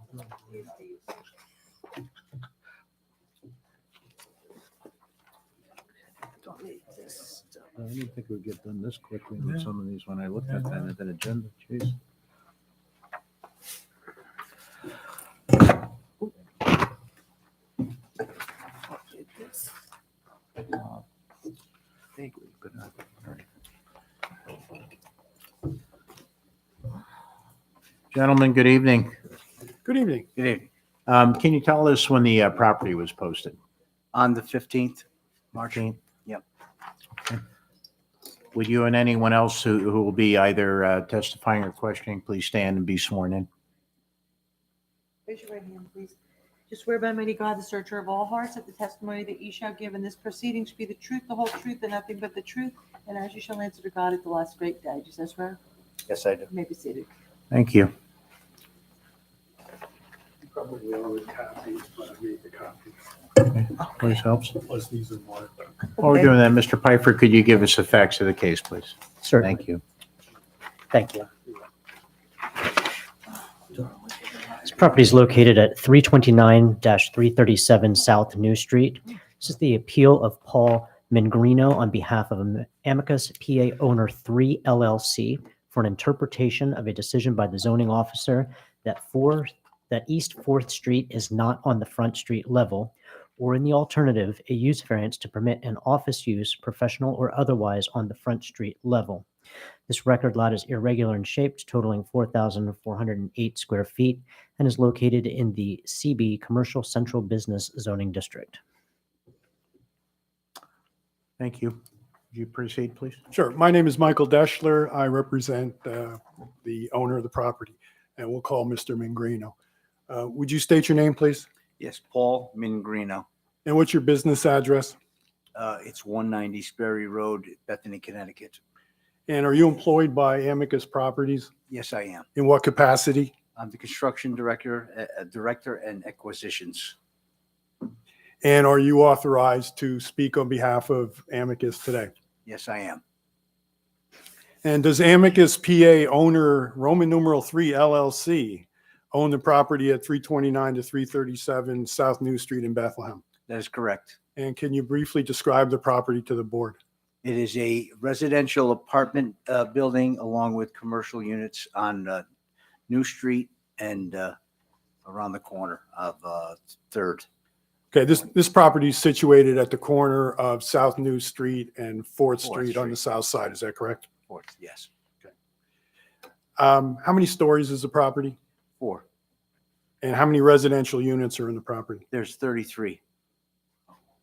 What other uses are at the property currently? We have a Subway restaurant. We have a hairdresser. We have a pay your bill mail order type thing. And we have a seamstress as well. And the vacant spot that we are talking about doing the office was a laundromat at one time. All right. Does Amicus own other properties in Bethlehem? We have approximately 60 other houses in town and another commercial residential unit that we're working on on a 411 Webster. And that is a 20-unit building that's under construction right now. Mr. Mingrino, I'm going to show you what we marked as Exhibit A1. Does that appear to be a printout of the Northampton County tax assessment records? Yes, it is. And Yes. does this pertain to the property that we're discussing here today? Yes, it does. Now, I'm also going to show you, Mr. Mingrino, what we marked as Exhibit A2. Is that a photograph of the subject property? Yes, it is. And is this the South New Street side of the property? It is. And on that South New Street side of the property, is it, for the most part, the Subway sandwich shop? That is correct. What other uses are on the South New Street side of the property? The main entrance for all the 33 units. Next to that would be the hairdresser. Next to that would be that mail order, pay your bills, phone bills at, and then the seamstress. And I'm going to show you what we marked as Exhibit A3. Is that the building from the 4th Street perspective? Yes, it is. And from that perspective, it appears that there's also the Subway shop. Comes around the corner. And next to that is the part of the property that you're proposing to use as an office. Is that correct? That is correct. And I think you testified already that a portion of the property is currently vacant, and that's the part that you're proposing to use as an office. Is that correct? That is correct. And you said that was previously a laundry? It was a laundromat. And how long has it been vacant? I want to say we stopped, shut it down because of it was an older condition and it just was not causing, it was causing some havoc there. Actually, people were just kind of resting in there at night. Well, can you give the board a little idea of what the the time problems frame? were? No, Well, what the problems were. Well, the problems were we had, that's a bus stop and they like to wait inside the laundromat while it's cold and rainy. And then it just started, some vagrants were in there and we had to call the police on some other activities that happened inside of the unit. But it's been shut down since the end of June, I think. Okay. And your proposed use of this portion of the property is as an office for Amicus, is that correct? That is correct. And does Amicus currently have a local office? No, we are kind of using a garage space right now with a table. And would this property be a convenient would be. location for an office? It would be an excellent spot, its location, and of course, we own it. Are all the properties that Amicus owns in Bethlehem within, let's say, the greater Lehigh University area? It is. They are all around the university area. And if the board approves the use of this as an office, how many employees would there be on a regular basis? Our standard employees, we have 4 that work directly. How many would be at in here? this property? Oh, Yeah. just the property manager. I thought you meant, well, yeah, we had the one guy, a property manager. Okay. So there'd only be one employee Correct. in this there. Is that correct? In that building? That's correct. Okay. And I'm going to also ask you to look at A4.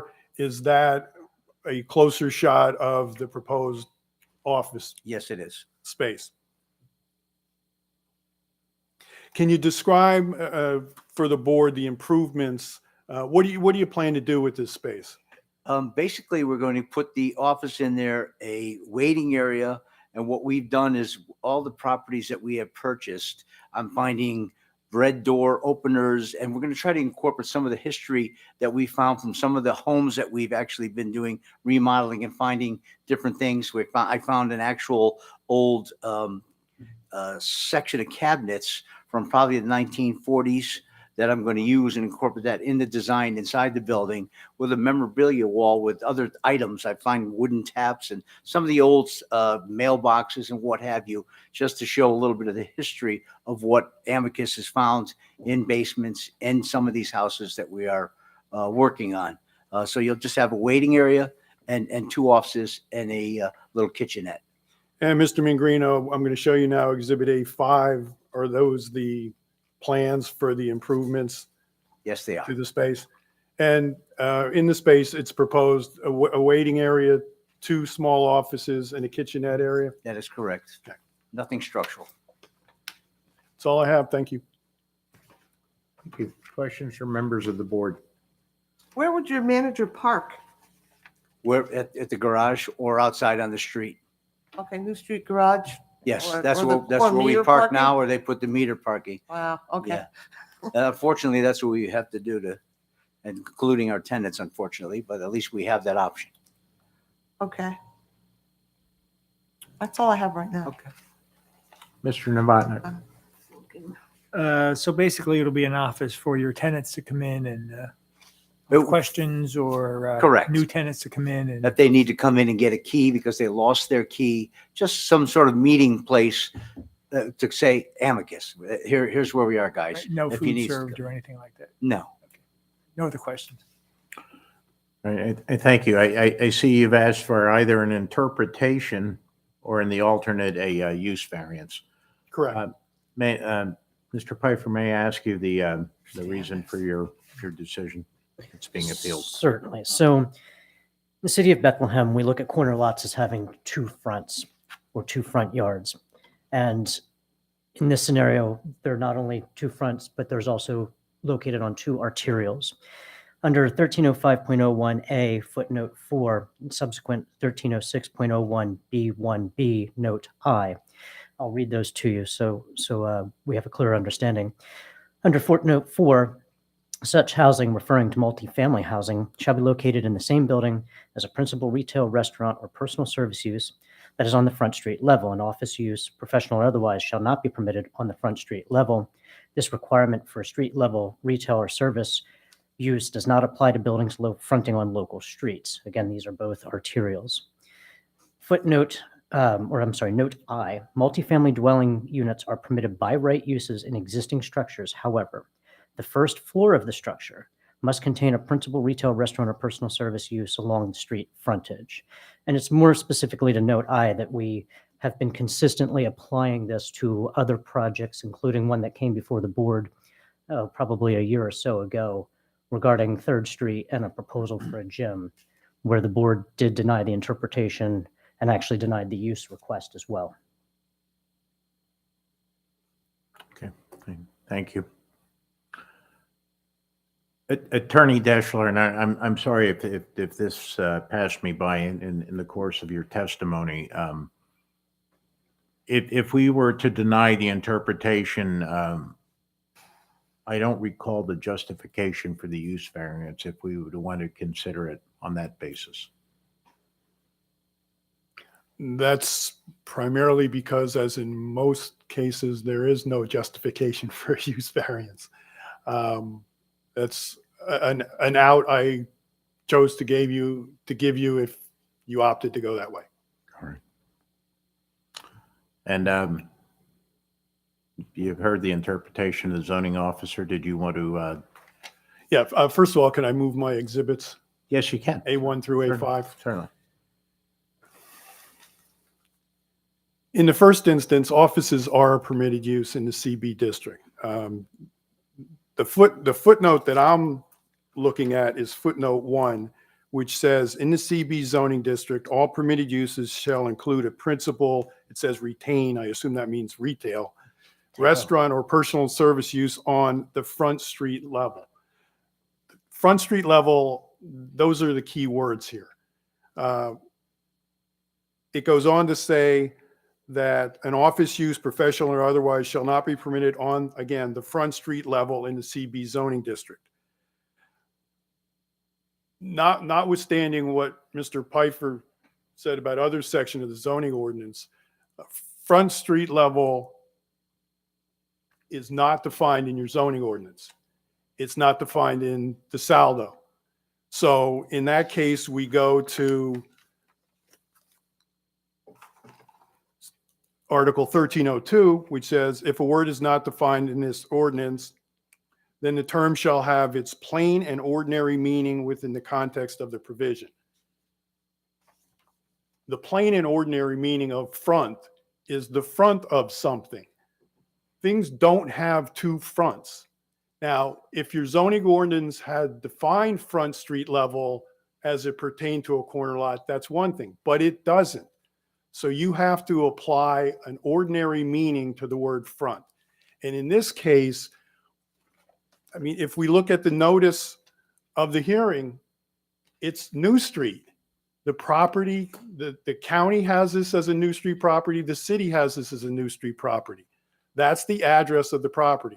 Further, the principal use of the property is as housing.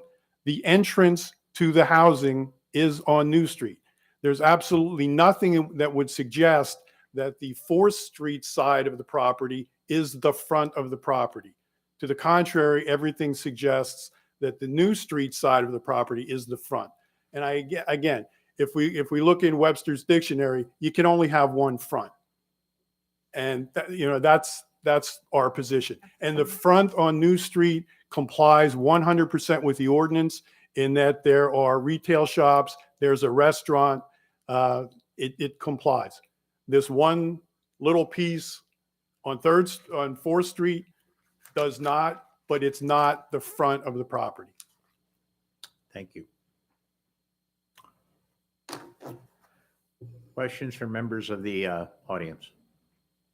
I don't have a question, but I'm going to comment. I'm a neighbor.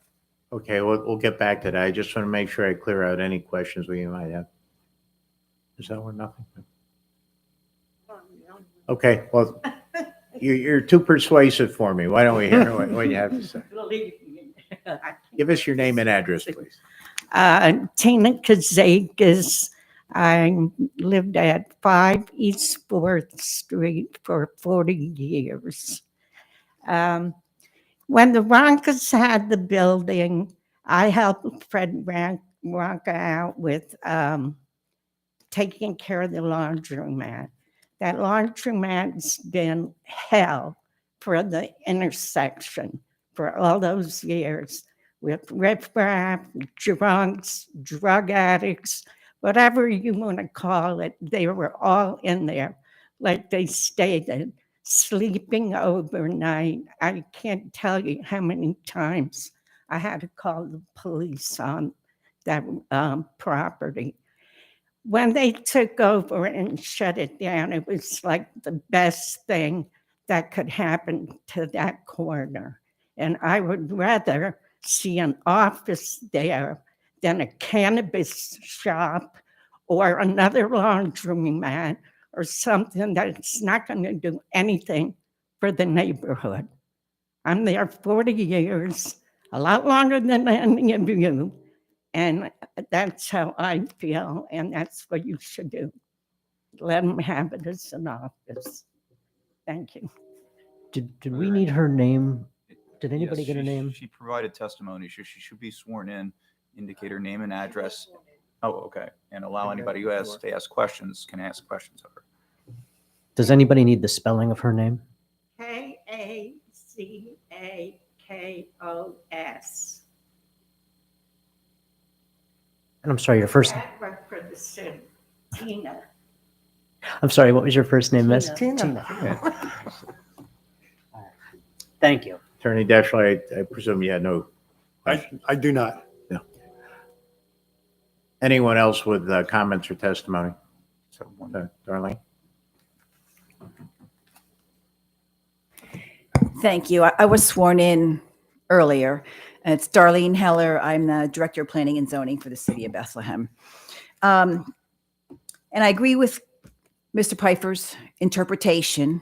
From our position, the office use is not a permitted use in the storefront where they want to locate.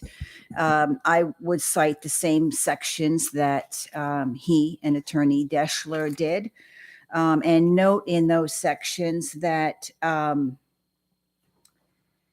only does it require a principal retail, restaurant, or personal service use, but it specifically calls out that an office use, professional or otherwise, is not permitted. We went back a couple of years ago, I think it was in 2018, to tighten up the ordinance to make it very clear that a professional office use is not permitted in the storefronts in the core downtown area. The city's been doing quite a bit of work to work with small business owners in the downtowns, north side and south side. There was a retail analysis done by the Economic Development Office probably a few years ago to take a look at what types of businesses really are necessary in our downtowns. Where do we have capacity in our downtowns for new retail and restaurant? What types of retail uses are needed in our and can be supported in our downtowns? So we've been really taking a very close look. We did a walkability study several years ago now, but it's still pertinent that to create a walkable community, we need things on the street. Surface parking lots don't help walkability, and uses in the first floor in a core downtown area that don't allow for interaction with pedestrians do not create a walkable community. What we're really trying to do in the core area is maintain a downtown that's robust and very active and engaging the streets. We allow professional office use in the downtown area, but on the upper floors or on local streets. I don't know if you need it, but it's in the comprehensive plan, the analysis and the street classifications that determine which streets are local versus arterial versus highway, and both New Street and 4th Street are arterial streets. So they're very important corridors in the downtown core on the south side. It's right in the heart of the downtown. These are very important storefronts. We really want to support personal service, retail, and restaurant uses in those areas. We have staff in the Economic Development Office that can maybe try to get or help you coordinate with other business owners that are looking for space in the downtown. But we do not support uses other than those that are specifically permitted on those first floor storefronts. So we would request that you not support the appeal request that's in front of you. Thank you. Attorney Deschler, questions? Ms. Heller, you're familiar with the city zoning ordinance? Yes. Okay, and would you agree with my statement to the board that front street level is not defined by the ordinance? I don't know that there is a definition in the ordinance that says what is a front street. I think clearly when you look at that building, the front of the building faces 4th Street. And answer my question, if you would. Do you want- Is there a definition in the zoning ordinance of front street level? I've looked, I haven't found one.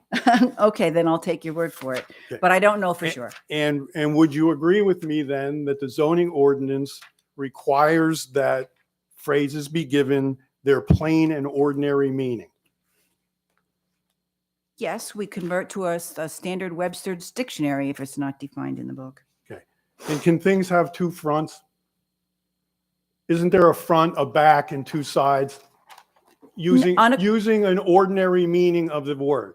On a corner lot, by zoning, we consider there are two fronts. I completely agree with Mr. Pfeiffer's position on that. But you have the opportunity in your zoning ordinance to put that definition in, and it's not there. Is We that don't correct? specifically define that.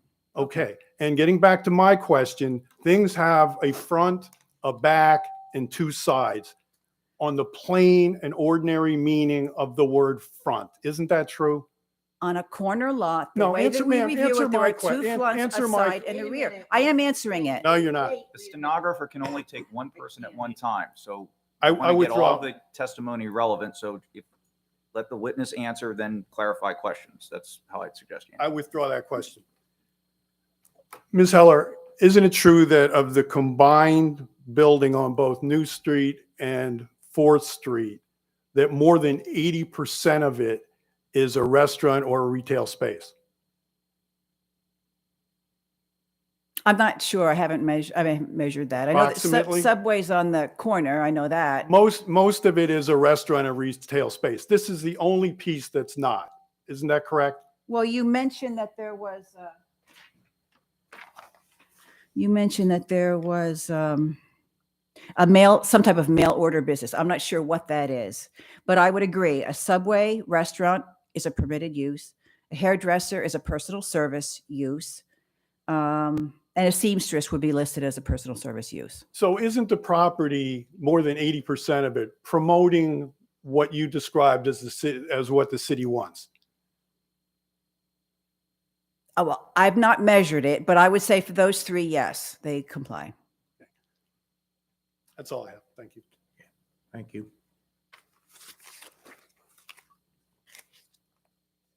I'm done. Thank you, Darlene. I think we've exhausted testimony or comments from the audience. Any closing remarks? Attorney No, Dashwood? I'll stand by my earlier argument. Thank you. Just very briefly, with the board's indulgence, Mr. Pfeiffer, has the applicant have all the necessary submissions and reviews occurred as required by the zoning ordinance to enable the board to properly rule on the merits of this matter at this time? Yes. And has the board received any written comments that we would take under advisement but not be made part of the record in connection with this appeal? No. And is it is it possible to have two front yards in under the zoning ordinance? Yes.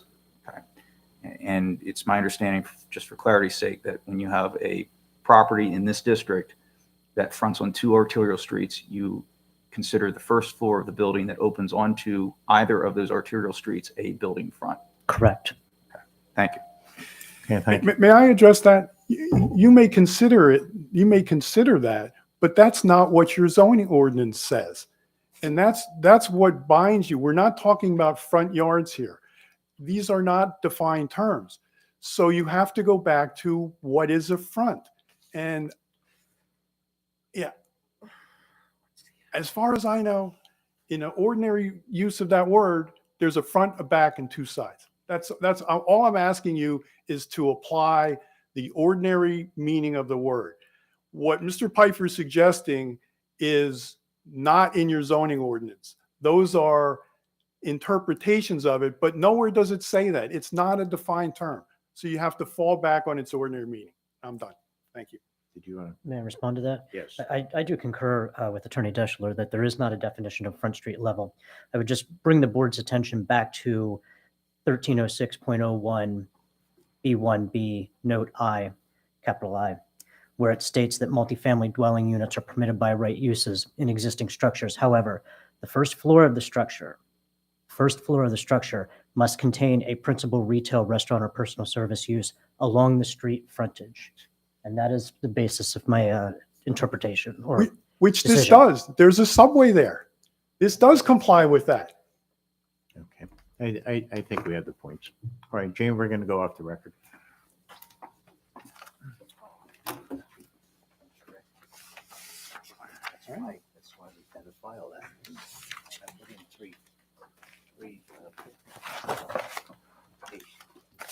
This, I went to ask. They sent me away.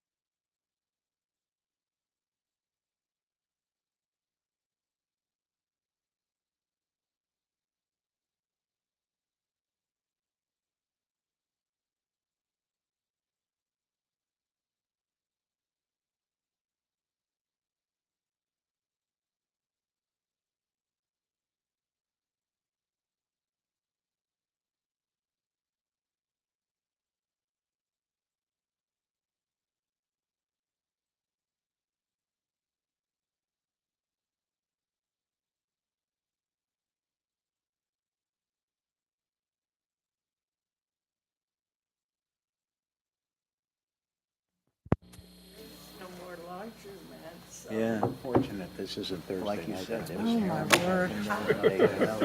I'd rather be a band person. Talk about a grouch, then. All craziness. All right, Gene, I'd like to go back on the record, please. And I welcome a motion from a member of the board. Mr. Chairman, I'd like to make a motion to deny the interpretation of, I'm sorry, to Mhm. deny the,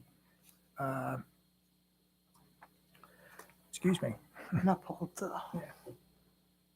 to deny the request to not uphold the interpretation of the zoning officer for the, pardon me. Attorney Strack, can you help us with Yeah, the yes, wording on this, because it gets a little cumbersome? Yeah. Or a yes. suggested, the board generally wants to avoid making interpretations. So the suggested motion that you may wish to consider would be a motion to deny applicant's request for an interpretation and therefore uphold the interpretation as presented by the city zoning officer and the city planning department. So if you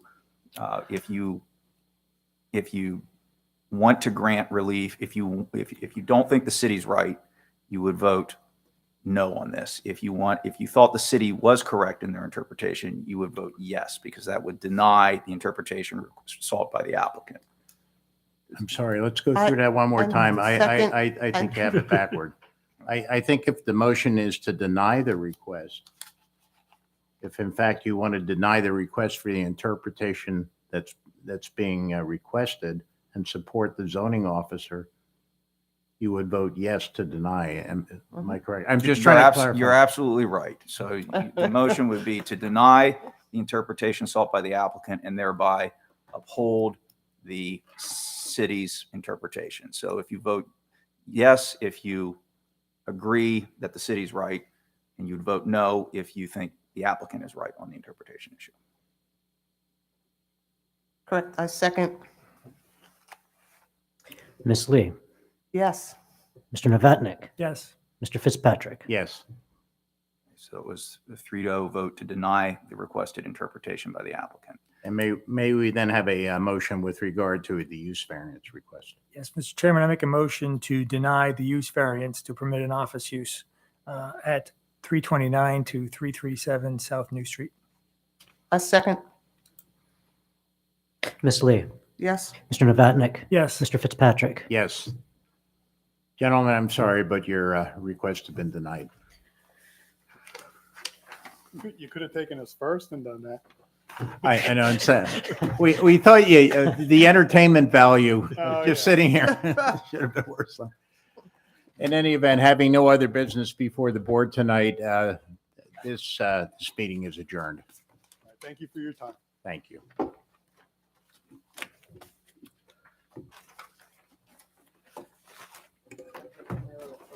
Thank you for wording the motion. Oh, well, yeah, even I we all make goofs, I guess. I was trying to get you to say uphold. I just said,